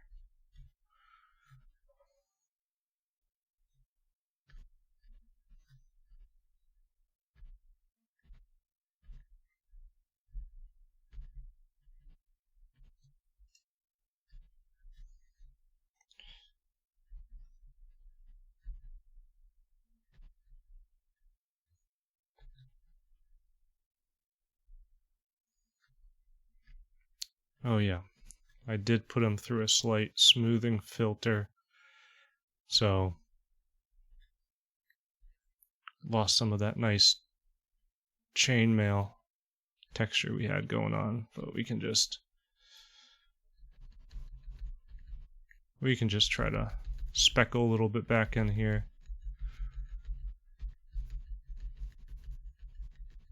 Doesn't need to be perfect. Nothing needs to be perfect.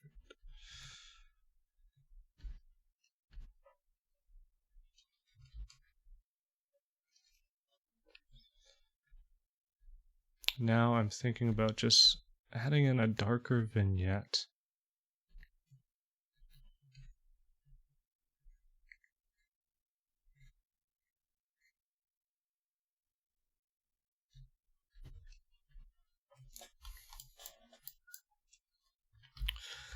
I think we're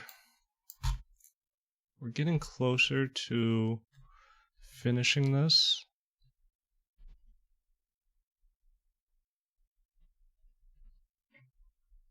I just want to make sure everything looks fine.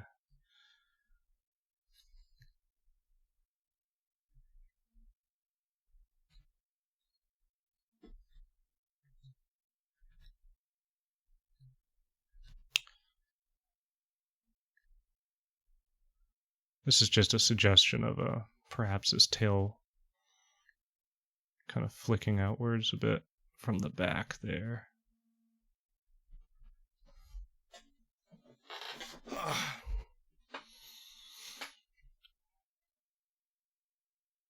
Alright, we're still recording.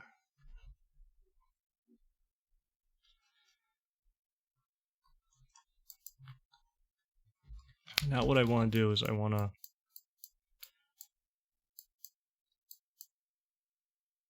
What do I want to do? I'll play around with the lighting a little bit.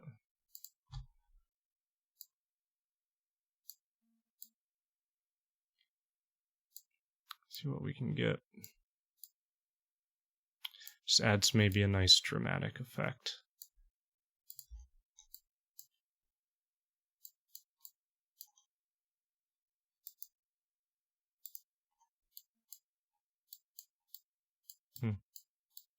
Trying to see if I like that better. Or this.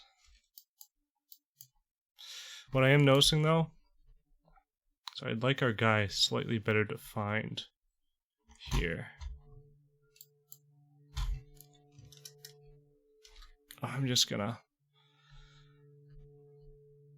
paint in a little atmosphere behind him. Maybe a little bit of this fire red here. But definitely some atmosphere going on.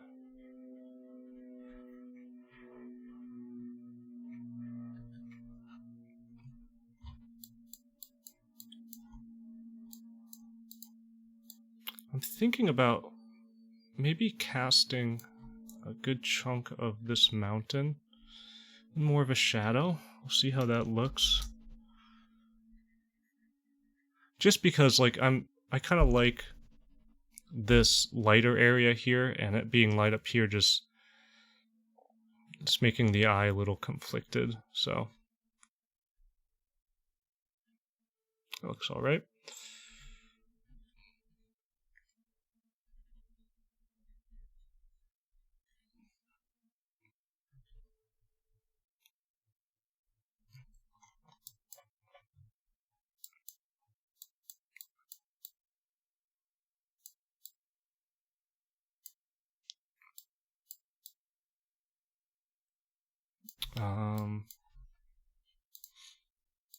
For the dragon,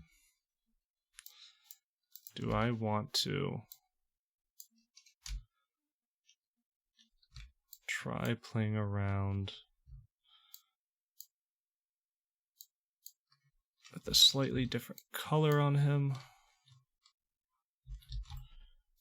and see what works?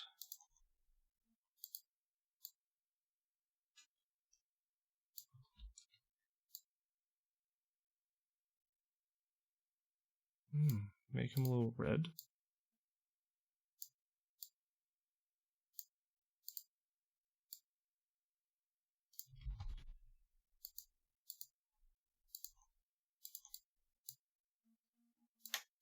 How's that look? Let's see. Maybe not completely like that, but I don't mind it that way.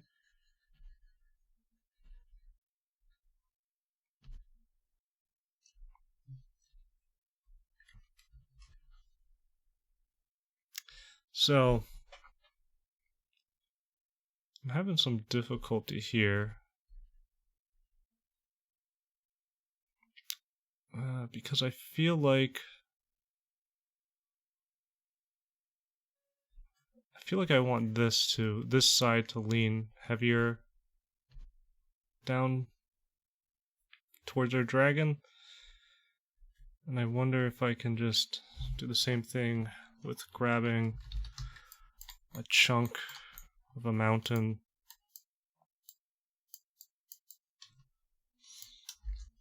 Just laying it over here.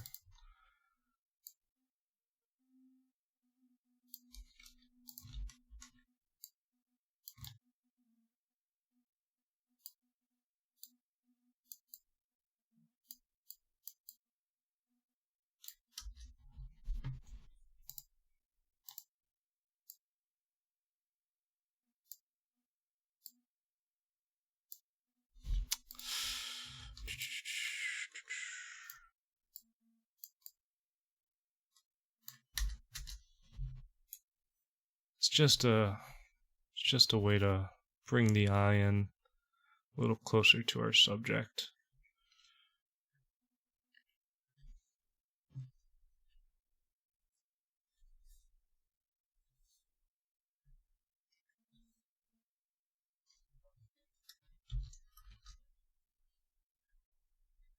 Maybe it's just like some type of boulder that's there.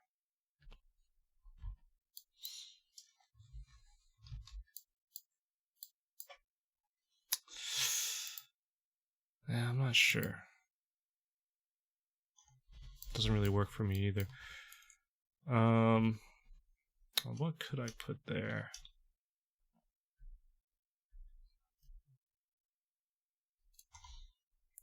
Could be a composition thing too.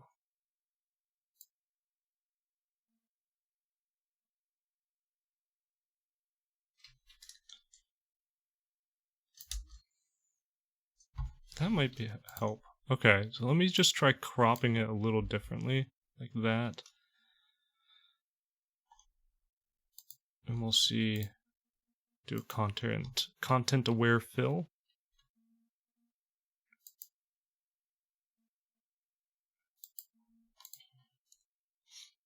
Did an okay job. And now we have all this dead space over here. So what can I do to get rid of that?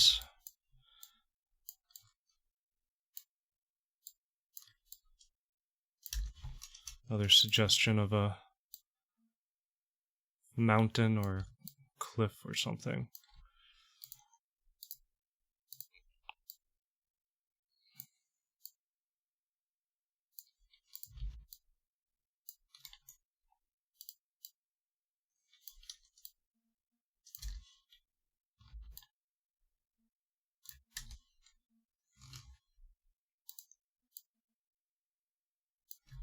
Maybe give this cliff like a cloud passing through, see how that would look. That's a nice 3D effect.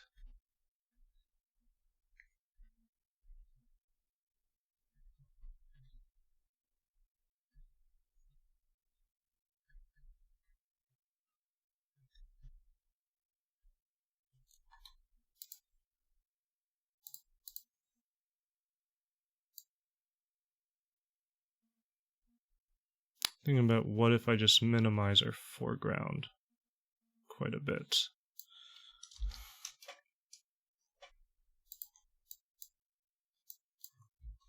Maybe not that much, but we could minimize it like right here.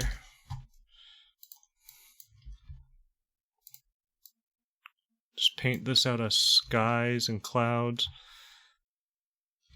Yeah, sometimes if your painting's looking a little off and you're trying to rework shapes and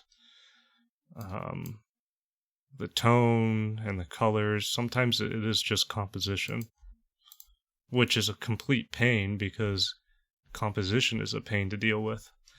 It's hard to tell, like, okay, why does this not feel like it has good composition? It's one of those things where you can sort of, you can tell when the composition's bad, but you might not know exactly why it's bad. I'm just gonna detail in some atmosphere and clouds here. Let's see what we can get. What kind of cool effects can we get out of this?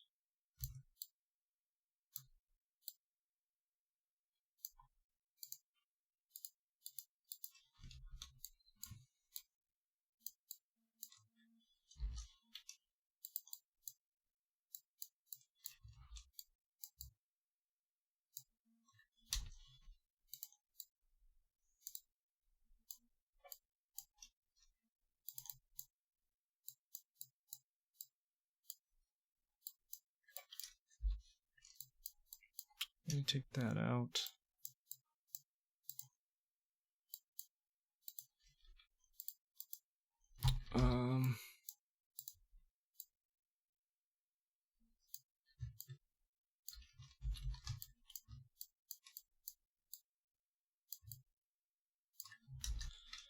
Make this a little bigger.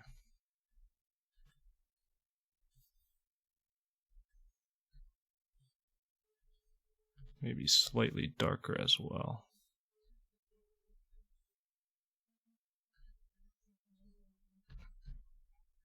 This is fantasy, so we can make this mountain as big as we want.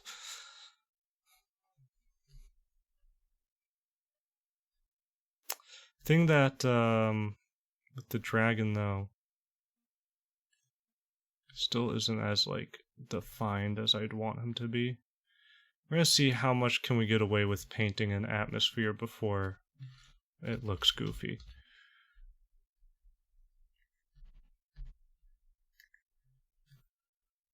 Does that look fine? Yeah, it looks fine, I think. And down here too, I think we can put a little something something.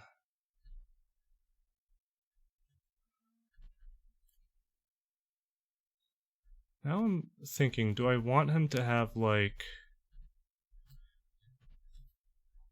those like wings that kind of hook like that? Like they spike out. Might look interesting.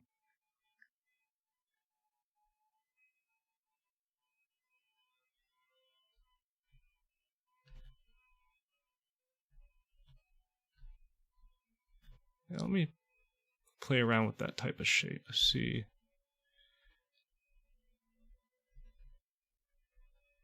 if that is a shape I desire.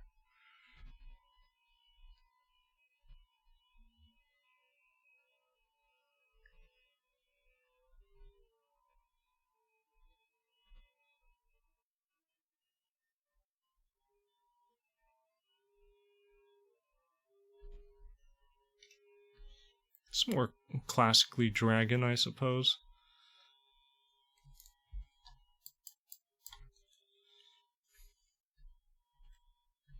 Go in and fix that.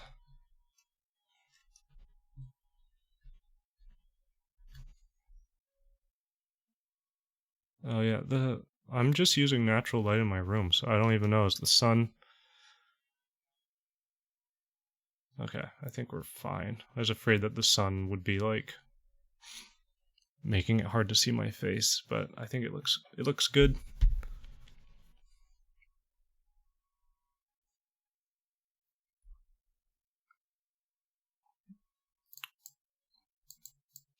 Alright, so now we're getting close to just finishing this up completely.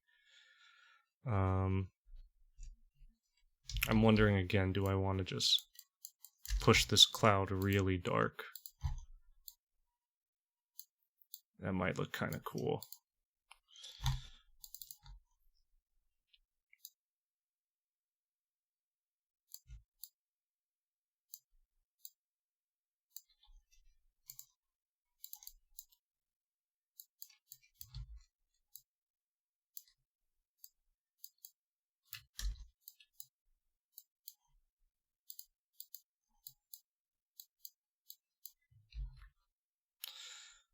And starting to notice that the sky is starting to get a little muddy again.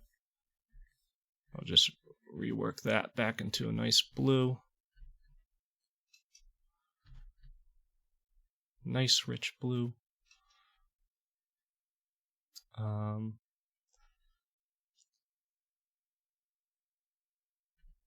Do I want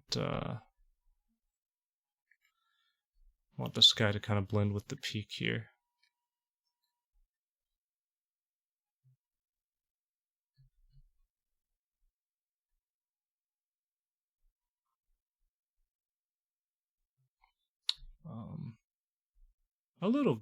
Our little guy here could still probably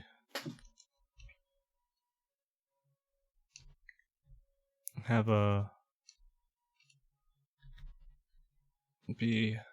don't know, contrasted better with the background.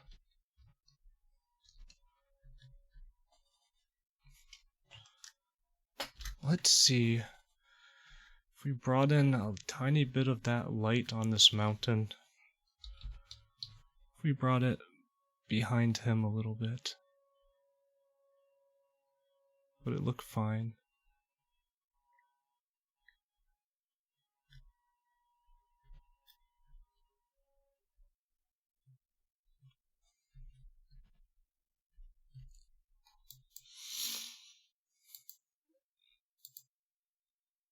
Well, that's what it looked like before. I'm not a big fan of it.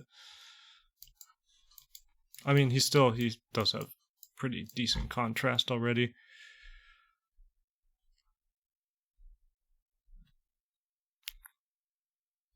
But let's carve out these peaks a little bit more here.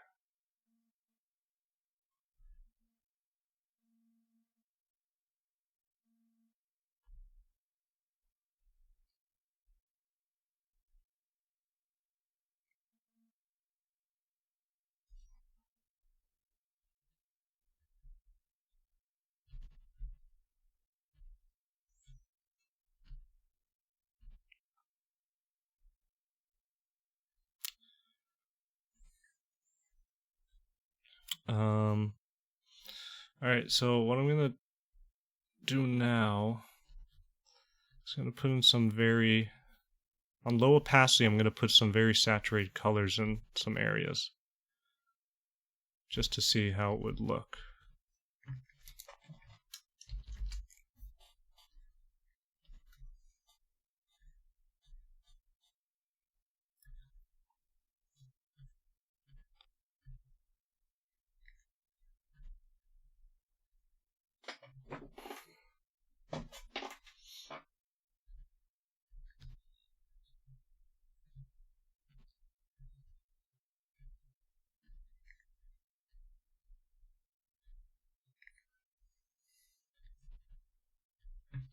That looks fine.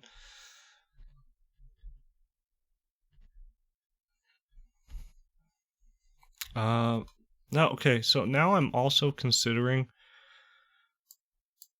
like a ray of sunshine coming from behind the dragon, which would justify it being more of a big silhouette. I just gotta figure out a way to make that work, though.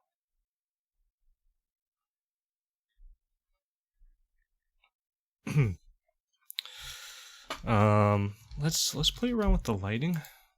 Let's see if this like would look fine. So that would burst it down a little darker.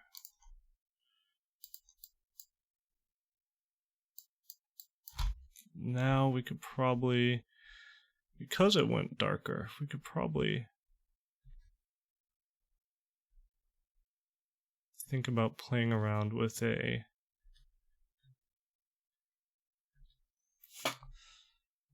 some sunlight here.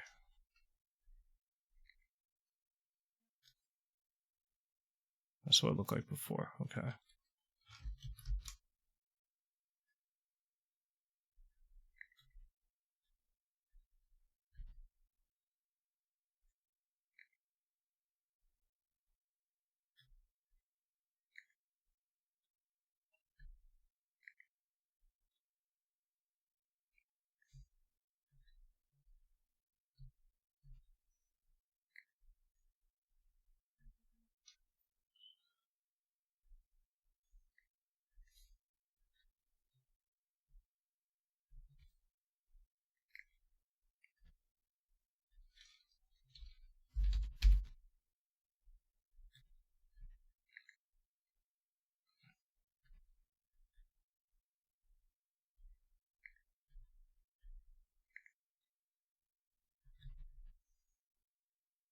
That's pretty cool. I kind of like the atmosphere there. I'm wondering if, alright, to put a little bit of red in with the sun.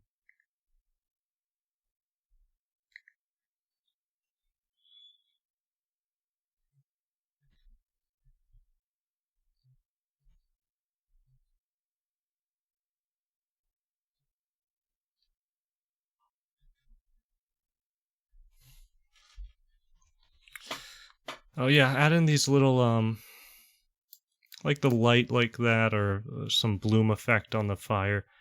Helps bake everything together.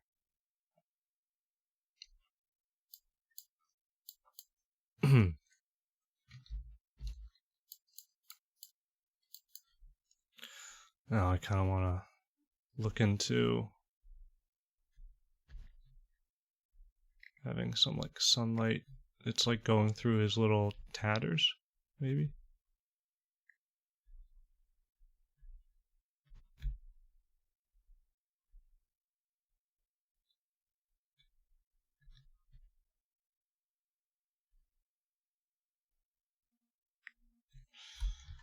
I don't know. Might be too much.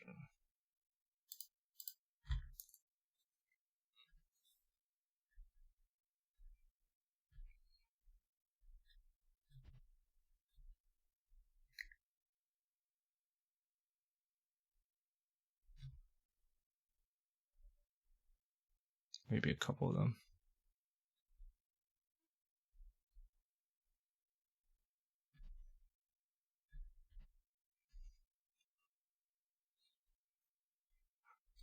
Okay, so the other thing I want to do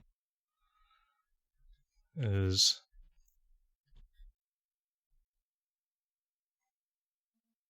add in some birds for scale.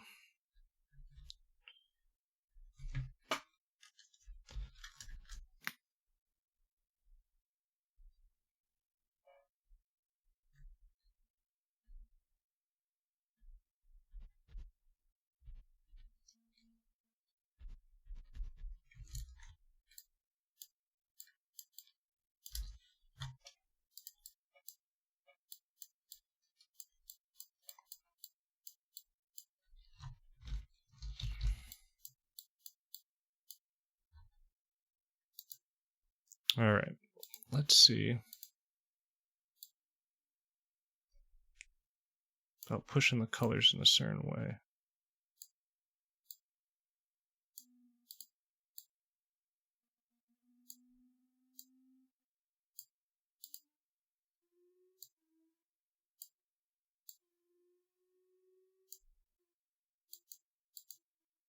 I like that.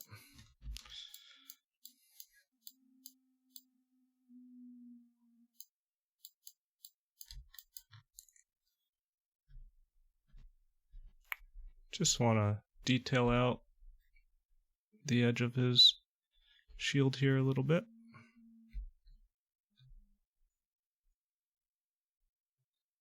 Just kind of came to me.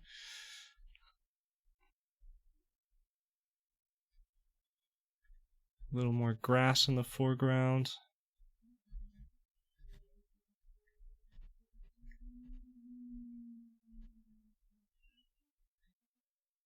Now that I think about it, I don't know why we need the grass down here right now.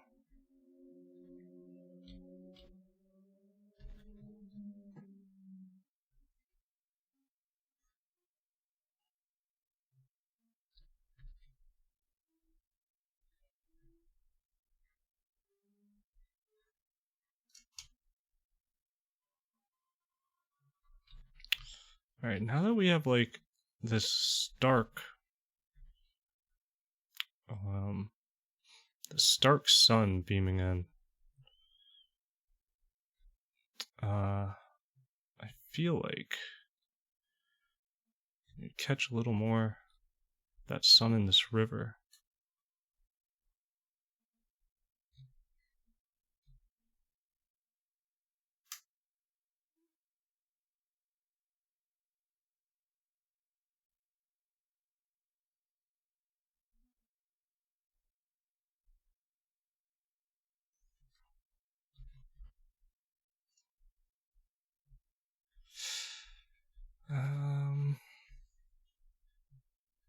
Going here.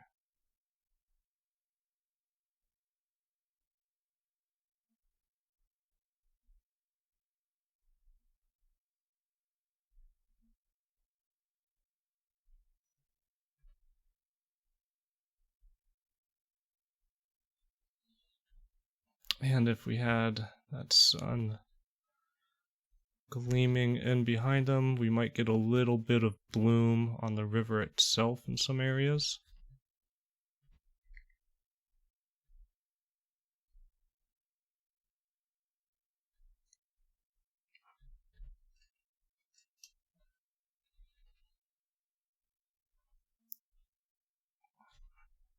So yeah, looks pretty good.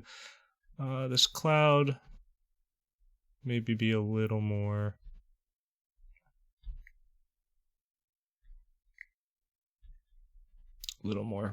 cool in temperature. All right, I think we're we're just about finished here. All right, well, thanks again for watching. This was a bit of longer one, but it was fun to do. All right, see you guys.